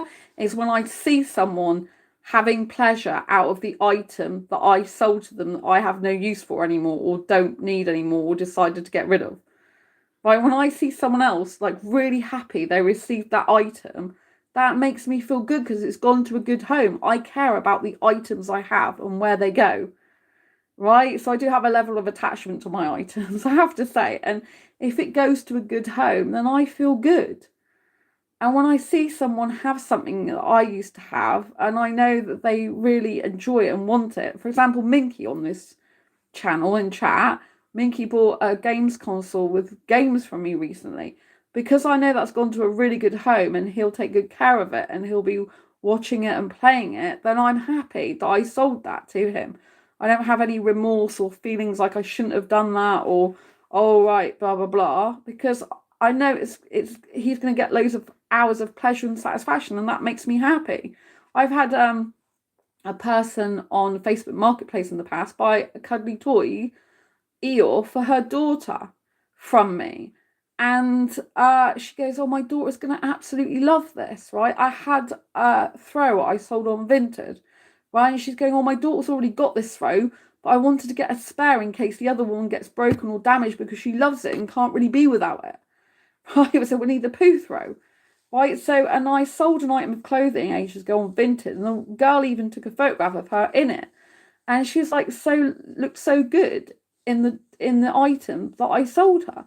And that is how I get pleasure, like seeing other people, like, I get a buzz out of other people utilizing the stuff that I've had to sell and getting pleasure out of it. So I'm very driven by seeing other people happy and enjoying life and enjoying themselves. So in life, part of your self-care is understanding yourself on a really fundamental, deep level, and understanding what motivates you, what drives you forward, and what makes you feel good. Like, is it just all self, or is it giving to other people as well? Is it making other people happy? Is it seeing that other people are happy in your life that makes you happy? Right? These people, like I sell to on Facebook Marketplace and Vinted, the majority of them I've never even met before in my life. In my life. There was one guy who was crazy, right? And he knew he was being crazy, but it was weird. I sold, this is going back a few years ago now, I sold something on Facebook Marketplace, which was a tin for baking cakes, right? It was like a bun tin. That's what it was. And he came all the way from Torquay in the UK to Exeter, which is a lot of mileage in a cart, right? And I think the item I sold quite cheaply to him. But he said I could have got that item in his town in Torquay, where I live, for cheaper in terms of petrol, because the actual item itself was cheaper than he could have got in his, well, I would call it a city, but it was a town. It was cheaper than where he lived, the actual item itself, but because he paid petrol money to come and get it off me, it was more expensive than had he bought one in his own town. And he even said that it's quite crazy, but he was starting up a new bakery or something and he wanted it. So by selling that, but I knew it was going to a good home because he really, really wanted it. He says it's crazy, really. I could have got this cheaper in terms of the amount of petrol I spent in my city. Like, the item itself would have been cheaper. It would be cheaper overall to get it, but still I spent the money on petrol to come all these miles to collect it from you. But, I had a nice chat with him. He got a nice chat out of me, so there we go. And so, you know what I mean? But it's like moments like that, which are kind of crazy moments. And sometimes in life, it's good to get a little bit crazy in a good way. You know what I mean? Because it's important that we nourish our inner child. We nourish our fun and our pleasure side of ourselves. We nourish our own happiness and our own well-being. And it's important that we stay true to who we are and we don't get swayed by other people. It's all about being disciplined. Right? And in the entrepreneur space, if I go back to that, there's a lot of shiny objects like make money here, make money there, make money there. But you can't be doing everything all at once. And some people are better suited with their character traits and their skills at certain things than other people are. Right? If someone comes in my inbox and goes, I can teach you how to make £10,000 per month as a coach, I'm not interested. Why? Because coaching isn't my main thing. That's not my life purpose. I do a bit of coaching on the side. If people want coaching about asexuality, I've done some of that, and also about publishing their own books. I do some of that, but, that's not my main thing. I've got my Asexualise Academy Club, which is group coaching, right? So I do some, and I do a lot of coaching on this channel for free, basically. But, it's not my main thing. My main thing is writing. That's my life purpose. That's my soul purpose. I know that. So what we have to do in life is we have to understand ourselves on our soul level and what makes us happy, what resonates with us and what makes us feel good, and make sure that other people are not taking us off our track by saying, look, this is better over here. Look, you can make far more money with this over here, and you can make this money over here. Oh, that's not right. You're better off doing this. You're better off doing that. And you know what I mean? I don't know if you've ever had YouTube adverts about making money online, but they'll go, oh, don't do this, this, this, and this. Those methods are outdated. This is the method you need now. Or don't listen to this person. This is outdated. This is what you need now. And they just keep going round and round in circles. So basically everyone's saying that their method and their way of making money online is the best way. So you need to get that over anything else and forget everything else. And it's just loads of different people saying the same thing. But you do find out that different people can be successful at different things. So a lot of the ways to make money online are suitable, but for different types of personalities and people. You know what I mean? And I've got to be motivated. I can't just make money for the sake of it. Some people, they just do business for making money because that is their main motivator. But that's not who I am. Even when I worked for an employer, if I didn't agree with the thing they were selling, I didn't want to work for that employer. I could only work for something that I really liked myself, the products I liked. You know what I mean? So you've got to find out what's true to you and what your fundamental core values, beliefs, morals, and ethics are. And sometimes they do change over time. Sometimes we develop and grow ourselves in different ways. So we change our opinion on things. And we might change our values and ethics in some ways. Or we might stick to our core ones. But we shouldn't be letting other people influence us to feel bad if we don't follow what they say that we need to do. Because that's very big in the psychology of marketing with people who are in the entrepreneur space. That's like the darker side of entrepreneurship. There's a lot of psychology in the marketing, and a lot of the time it's designed to make you feel bad if you don't take action to get their product or service, to make yourself feel bad because they've told you if you don't get it, you're going to have a bad life or something's going to go wrong. You're not getting the most out of your life. Whilst sometimes it might be true, like you could do better in your life and some things might help you in your life, the whole psychology of the fact that you have to be doing this, that, and the other, otherwise, you know, you're just not going to be like good on your own or whatever, is a bit damaging. It can be very damaging. So you've got to like listen to your own gut and your own intuition. You know, I think that's another part of self-care, is that, you know, do you believe this person? Do you think they're telling the truth? And do you want to do what they're asking you to do? Do you think it'd be beneficial for you in some way? If it's beneficial for you in some way, then yeah, sure, you can spend thousands of pounds out on a course if it's going to be beneficial to you. But if someone's just promoting their course and program and you don't actually feel it's fundamentally beneficial to you, but you're basically being made to feel bad if you don't take it, then that's not good. You're doing it under coercion. Do you know what I mean? So we have to be very aware of our environment, what's going on in it at all times. Sometimes we just need to chill the heck out as well and just think, all right, I want to leave work for now. I don't want to do anything with my day. I want to spend a day just watching movies or whatever, chilling out or seeing a friend or going out for the day somewhere and switching off social media. I think it is important sometimes to do that. Like when I'm writing, which I haven't been doing much lately at all, then most days not, then, you know, I do need to cut off from social media for hours sometimes because I can't get my work done because I'm constantly getting notifications because I run 6 asexual groups on Facebook as well as being on this channel a lot. So I'm constantly getting comments and stuff, which is great because I love interacting with people, but you have to like learn to be disciplined with that type of thing. Otherwise you just spend all your time answering comments and not actually getting your work done. I mean, at the moment I'm not doing my writing, which is aggravating me, but I know that I'll be set up good for the new year if I just keep on target and track with what I've got to finish off in my flat for now, you know, which I've done extremely well with. So when we're focusing on the future, like for example, next year, we need to be setting things that are like things we'd like to do. So some people will find New Year's resolutions really bad. They just don't achieve them and they feel downhearted when they don't do them. So I think it's important to have goals for next year, but not necessarily resolutions where you can have goals of what you want to achieve. But we also have to think that if we don't achieve them, then we're still important person in our own life. We're still good. Like I wanted to write and publish 5 books this year for asexuals. I wrote and published 1, and then I got 3 other ones? Yeah, 3 other new books this year, but I didn't actually finish them.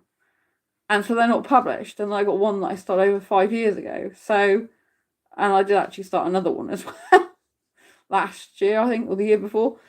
So, I've got quite a number of books, but they're not finished, and I can give myself a hard time over that. And part of me does sometimes. So I'm like, hang on a minute, Sandra, you need to move. That is more important. Roof over your head, girl, not on the streets. That's the most important.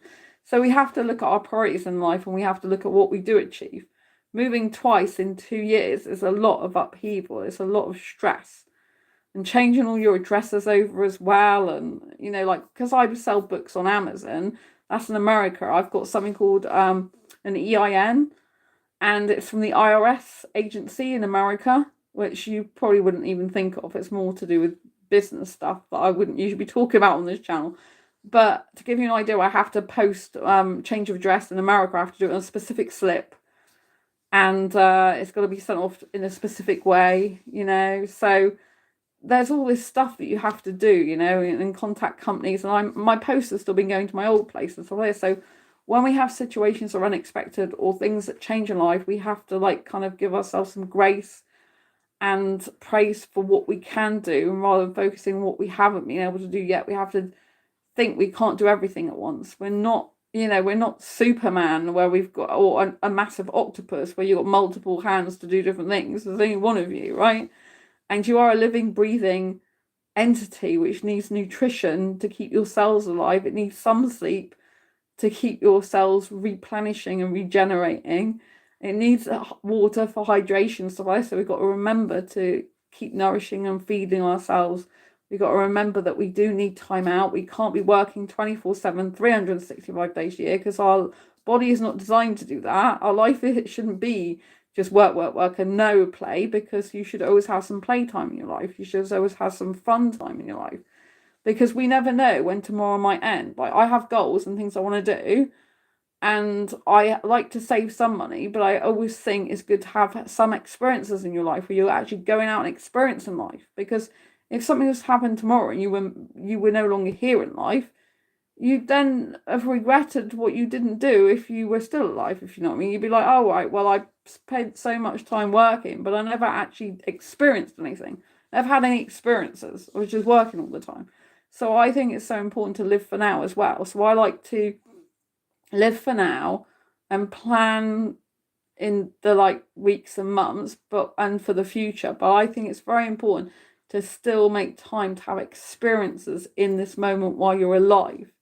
That's why I self-date every Sunday, usually. Every week as well, I make it a practice of self-dating, which I haven't really talked about much. Because self-dating is a good way to build trust with yourself. So one of the ways of self-care and self-love is to build trust with yourself. And the way you do that is you make promises to yourself and you keep them. You tell yourself you're going to take yourself out on a date, you keep that. You write it in the diary, you keep it. Even if you're not feeling great, you have to keep that promise to yourself, because you have to get into the habit of trusting yourself.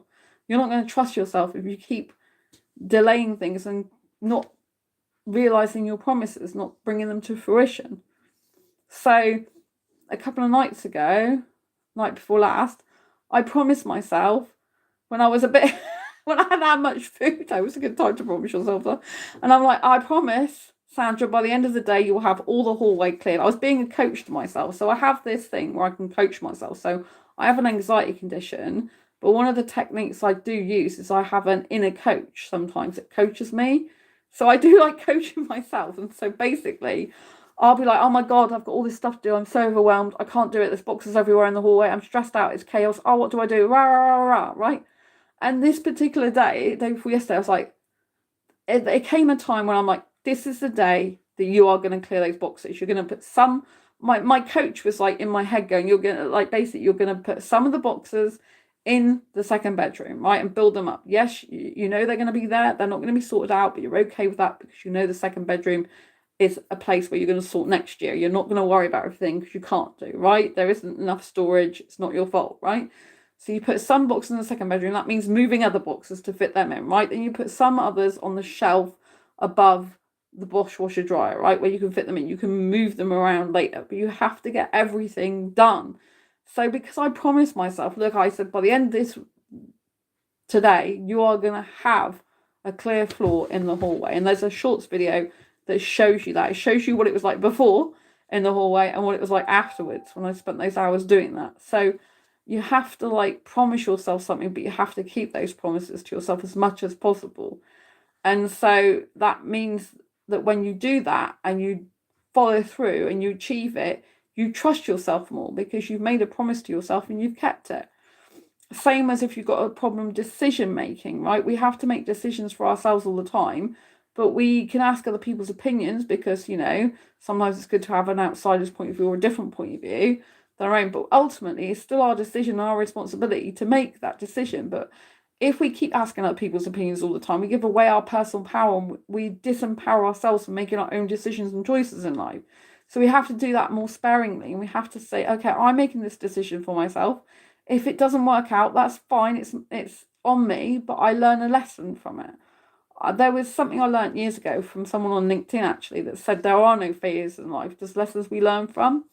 And I really take that to heart because if I believe there are no failures in life, just lessons we learn from, then I can never fail. Then it doesn't matter if things don't go right because I can never fail. So I just learn something from it all the time.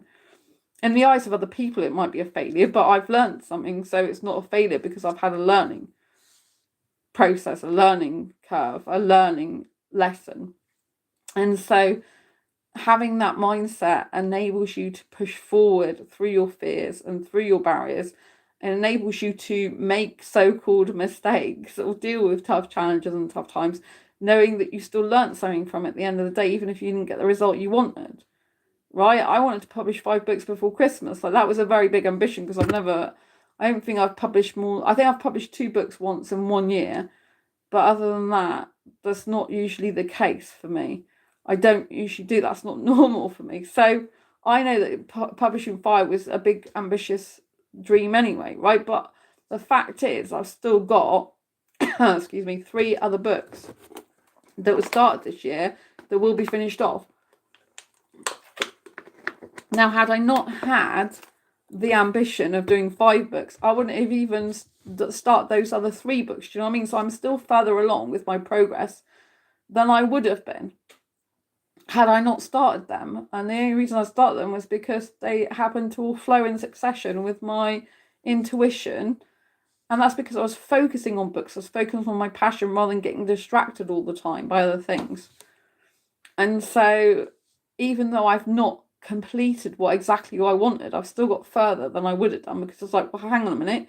You've got 1 book that's published that was bestseller, hot new release. And you published that a day you split with your ex, so you still managed to do that. That was really hard for you. It became a bestseller that week. And a hot new release, beating loads of sexual books. This is a Diary Confessions book. I'm talking about this one here. Diary Confessions of a Hyper-Romantic Asexual, 78 Life Lessons to Asexual Life. Get a copy on Amazon as well. It's still on Cyber Monday deal week this week. Even though we've gone to next week now, I've still kept it on there at the moment. So you get it reduced for Christmas.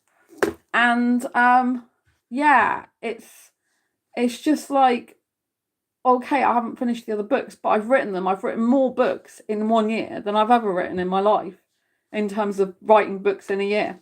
So I've actually made more progress this year if I think about that. I hadn't really totally thought about that just until now, really. But I'm like, well, you have made significant progress, Sandra. You've basically written 4 books in a year, but you just haven't published 3 of the other ones yet. You know what I mean? You haven't finished them and published them, and you've still got your other one to finish from 5 years ago. So we have to look at what we have got and what we have achieved and the progress we've made rather than focusing on the limitations, the lack, and what we don't have. Because like I said earlier, and in more of the beginning of this video, what we focus on expands. So if we focus on what we haven't got, what we haven't achieved, what we haven't done, this is when our morale starts to lower. This is when we feel disappointed with ourselves, unsatisfied in life, and bad. When we need to feel the opposite of those things. So we need to be looking for evidence of when we've achieved things and how much we've achieved and notice how far we've come. Like months ago, I wouldn't even be able to lift barely any boxes at all. Like I said, I was going to say years ago, I meant months ago, right? But even so, before I had a broken spine, I had problems with fibromyalgia. I had a lot of pain, so I couldn't even lift much. But because I've done a lot of physical activity now, my body is a lot stronger. So, you know what I mean? That's pretty amazing and incredible, But I've learned this year that my health's got to come first a lot of the time. It's got to come first before anything else, really. Because if I don't put that first, then I'm not in a fit state to do writing. I'm not in a fit state to see my friends. I'm not in a fit state to communicate with the people. I'm not in a fit state to do much. Do you know what I mean? So I have to really pay attention to that. I do have to take time out. I have to make sure I've got some breaks and some time out for me. So I think, you need to take stock of your life and multiple aspects of your life. So in order to summarize like some of this content, to wrap it up before we go, there's multiple aspects of life you need to focus on in order to look after yourself as part of a self-care practice, right? Different things are your environment. So your environment can be the people you surround yourself with, both online and offline, the things that are directly in your home, the objects, the decor, the colours, right? All these affect you, right? And what you're putting into your mind environment, like what are you listening to, what you're watching, what you're consuming, right? In terms of visualization, in terms of auditory, in terms of tasting, like what foods are you putting in your body. So we need to be focused on the internal environments and the external environments. Internal environments such as what you eat and drink, your feelings, your emotions, and then external environments such as other people coming into your home or being in your home and your decor and all this type of stuff. I actually talk about your environments in one of my books, Fibromyalgia Self-Help Handbook, actually. I talk about how to reduce pain in up to 25 aspects of your life, most of which apply even if you don't have fibromyalgia. And I talk about the internal and external environments in this book and how to reduce the pain in those. Very important book. Superhero, autobiographical book. Go and grab a copy of that one as well. And this is my Asexual Perspectives book, in case you wondered what other book I was holding. This is my bestseller. Still sells well to this day. And Minky, who's in chat, is in this book. So yeah, which is Asexual Perspectives on Love, Life and Sex. This is from an asexual point of view. It's very good. These books are all on Amazon. Asexual Perspectives, 47 Asexual Stories, Fibromyalgia Self-Help Handbook. Just type any of these into search, and Diary Confessions of a Hyperromantic Asexual. They're all in chat. So yeah, we're carrying on summarising at the moment. So environment, like I've said, internal and external environments. Finances, pay attention to that. Build your own security. Basically, don't bother having a credit card. Don't bother with the debts. You don't need them to actually get good credit, right? Which people seem to think you do. And if they do, they're just creating a self-fulfilling prophecy, the people who give you these debts, right? Because they want, get into debt with us, so we can earn more money from your money by getting all the interest from you, But we'll put up your credit score in exchange for it. It's like, don't let them dictate your life to you like that, right? So we need to learn to say no and be disciplined to actually get the best life for us. This means saying no to things that are going to be bad for us, addictions, unhealthy habits, unhealthy ways of doing things. It means to be disciplined in what we eat, drink, consume. In terms of finances, it's good to save some money, but also to spend some money on having some fun stuff, as well as saving some money to have essential items and having money to pay bills and stuff. So always have a little pot of money for some fun, so you can have experiences in the moment. You don't want to be giving your life away to your future all the time, because anything could happen.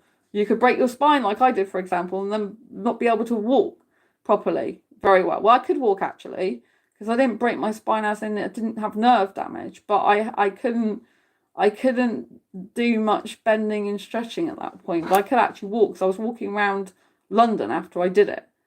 But I have actually broken my ankle twice, which stopped me from walking properly. But that's another story. But my mindset is I'll get better from all this. Do you know what I mean? Like when I break bones, part of me gets in a panic initially. Like, oh my God, like, am I ever going to be able to like do stuff again? Am I ever going to be able to recover? This is disaster. This is like, oh my God. Right. And then I just talk to myself and say, look for evidence of when you've overcome obstacles and challenges in your life, so that you can do it again. If someone else has overcome those obstacles and challenges as well, you can use that as your evidence that you can achieve greatness in your life. You can overcome things, because if they've overcome it, you can do it. So looking for evidence of when things have gone right in your life before is a very powerful technique that enables you to see how you could get over an obstacle or challenge you currently face. Like, I've moved home before. I had to do it last year because my landlord previously to that sold. That was hard. So I've done it before. It's not like I've never done it. I know the challenges that came up with that. So I was expecting some of these again, not all of these stuff, but I was expecting some stuff, right? So I was more prepared. So when we go through adversity, it builds resilience within us, right?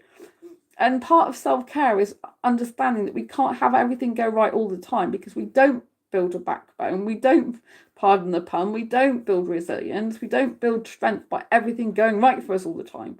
We build strength from having resistance in life, from things that go wrong, from challenges, from things not going according to plan. Right? That's how we actually build strength and resilience. So whenever you're going through difficult times, you just have to say to yourself, look, this is building strength, this is building resilience. It's also making me realize I need to take more time out for myself. It's making me look at my health more.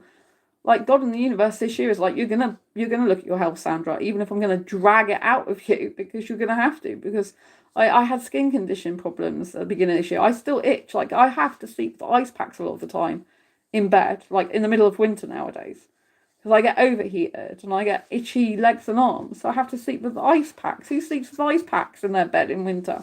I know I never used to. It's weird. So I still got some skin issues going on even now. A lot of the time it's from food allergies, but I become allergic to so much I can barely eat anything. You know what I mean? So it's hard, and sometimes I'm allergic to something and not others.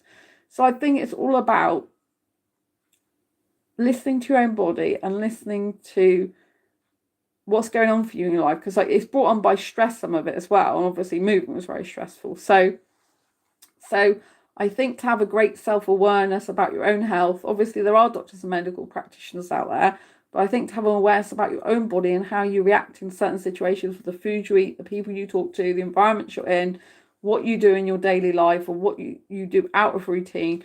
I think you need to monitor that and see how your body and life reflects that. Yeah. See how, like, if I know I'm getting loads of rashes come up, then I'll immediately think about food, but I'll also think, like, what was I doing? What was I thinking at the time? Was I getting really stressed? Because this could just be a stress rash reaction. I'm getting a lot of those this year, right? So, monitor yourself in a healthy way, not like obsessively monitor yourself every second. You get OCD over yourself, you know what I mean? So we need to look at this. And then relationships with people, like, what are the people like in your life? Are they good, positive influence on you? Do they bring you up? Do they bring you joy? Do they support you? Do they make you feel good about what you're doing? Do they recognize your achievements? Do they make you feel like you're part of a team with them? Or do they belittle you, put you down, Oh, I think I had a connection issue for a brief moment there. So yeah, like, think about the people you hang out with, the friends, the people in Facebook groups, people on Instagram. If you're getting stuff in your feed you don't want to see, then particularly block that page, block that person, right? Don't go on places that you don't want to go on. Don't go on places that you know is going to give you negativity. If I go and so for example, we all know that sadly Liam Payne is no longer on planet Earth, right? I do have some interest in that because I used to like One Direction and I used to watch the X Factor, so I do have some. But if I click on anything like that, it's going to go to news, and it's going to go to like, oh, was he murdered, and all this type of stuff, like, was it suicide, was it murdered, who did it, blah blah blah. And so this is really bad for my mind, right? So I have to come off it. But I know just by clicking on that I'm going to get loads of stuff about him on my feed then that I don't want to see. So because I need to keep my mind sane, I need to not let it go down the rabbit path of looking at news again, you know what I mean? So we have to be very disciplined with our mind and very disciplined with what we do, very disciplined with who we talk to. Like, not everyone's going to be great to talk to all the time. Sometimes we're going to have to deal with difficult characters, difficult people. We're going to have to deal with people that aren't always nice to us. And no one's perfect. We can't expect everyone to be 100% perfect all the time. It doesn't happen, right? We can be in a bad mood. We can be, like, having challenges in life. We can be having difficulties, but it's how we try to deal with those in the best way possible for ourselves while still being kind and considerate as much as possible to other people. But sometimes you have to take time out. Sometimes you have to be like saying, look, I need time out at the moment. Like, my mental health's not good, or I'm stressed. I'll tell my friends if I'm stressed, I'll go, I'm stressed right now. Because if I'm in a really high stressful anxiety state, I won't be able to give my best to them, you know? And if I can't give my best to them, it depends what the situation is. If it's like my best friend's coming to see me and I'm not feeling good, I still want to see them, but I have to say, look, I'm not in the best state today. So they know that they're on the way, do you know what I mean? But then if it's like a case of I'm not feeling my best and I'm on my own home, then I might think, right, Sandra, you need to take time out for yourself to watch a movie for 1 or 2 hours so that you can feel better, and eat food at the same time, get your energy levels up so that you're enabling yourself to talk to your friends in a much better way, or enabling yourself to do your tasks that you need to do to clear your place up and all this lot. So it's all about recognizing your own abilities, sensing when something's off or needs attention within yourself, and then acting accordingly on that as part of self-love and self-care, as well as having self-care routines and regularly doing stuff on your happy list. I mentioned a happy list earlier, so you should write a list out of at least 10 things that make you happy and try to do at least 3 of those every day on the list. Minimum of 1 per day, but ideally you need to be aiming for at least 3 a day. Listen to the positive affirmations when you wake up. Listen to positive affirmations before you go to sleep, because what we put in our subconscious mind plays on it for the rest of the day, usually in night. So if you're putting fighting, murdering, rubbish like that in your head before you go to sleep, that won't make you feel good. Subconsciously, it'll be having an effect on your brain and conditioning you. So we want to be putting nice, pleasant stuff in to change our mindset to feel as tranquil and good as possible.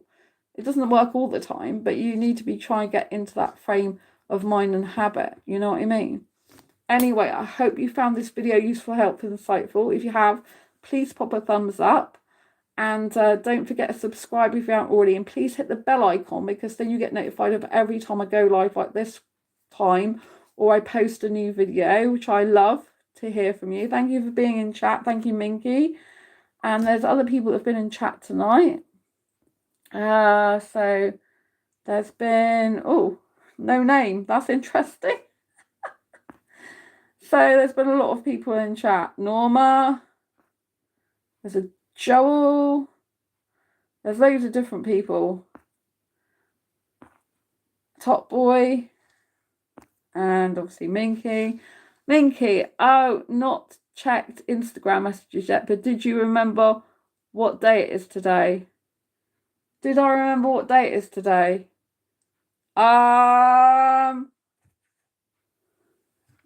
It's the day I have to go to therapy because it's a Monday now. That's not the answer you wanted, was it? That's not the answer you wanted, was it? I know that. So I checked your message, but I said that I'll reply to your message most likely today later on after therapies, because I've voluntarily gone back to do therapy. I haven't had therapy for a long time, but I wanted, because I have got, this is another part of self-care, which I didn't actually say. Well, I did mention about going to therapy and seeing a counsellor. So if you have got unresolved traumas or things that are difficult in your past, sometimes you can have those unprocessed. And because I have gone through difficulties in the last, like with my ex and like last year with the friend, then I want to process some of that negative emotions that might not have been might not have been processed properly. 9th of December 2 years ago when I moved here. I thought it's the 8th of December today. I've got it wrong. Why is the 9th? Oh my God. Yes, that's because I started this on the 9th, didn't I? I started this on the 8th, I meant the live stream on the 8th. Oh, no, I didn't. I started on the 9th, just after midnight. 9th of December 2 years ago when I moved here. Oh, thank you. Sorry, I didn't remember. That's my bad. I was trying to think of the 15th of January when hopefully we'll be doing something special for that, which I know I've got to get back to you about. But congratulations for leaving an abusive situation and being on your own for 2 years. That's amazing. It's really, really, really, really good. So yeah, sorry I didn't remember. I don't remember all your dates, unfortunately. I do apologise. I have trouble even remembering what date it is for me. I thought I was still on the 8th, you see. It's the 9th. I thought it was still on the 8th.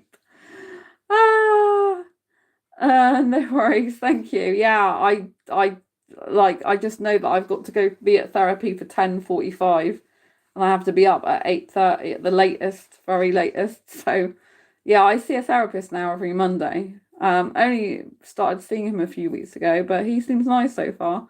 It's a psychotherapist, actually. So, because I've been, like, for example, one of the things is I still get reoccurring dreams sometimes about my ex.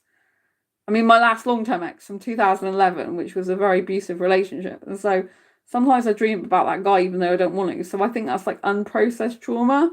So a part of self-care, before I go, I think it's important to say is if you have got unresolved or unprocessed traumas, even if you felt you process them, is to try and do that again, in some ways just talk things out. And I think therapy does really help. So get your coaches, mentors, therapists, whatever will help you with the skills and experience that they've got, or that that they can help you to achieve your goals, your dreams, whether that's mental health or physical health. It's so important to exercise your mental health like you do your physical health. So many people just think, oh, let's go to the gym, and they don't exercise their brain, they don't grow at all, they don't actually develop themselves. But by going to therapy, it helps you to grow and develop yourself. So it's actually like exercise for the brain. It's very important. So, and if you do have any unresolved traumas or unresolved difficulties from the past, and they keep coming up, then it's important. I mean, I have got an unofficial diagnosis of PTSD.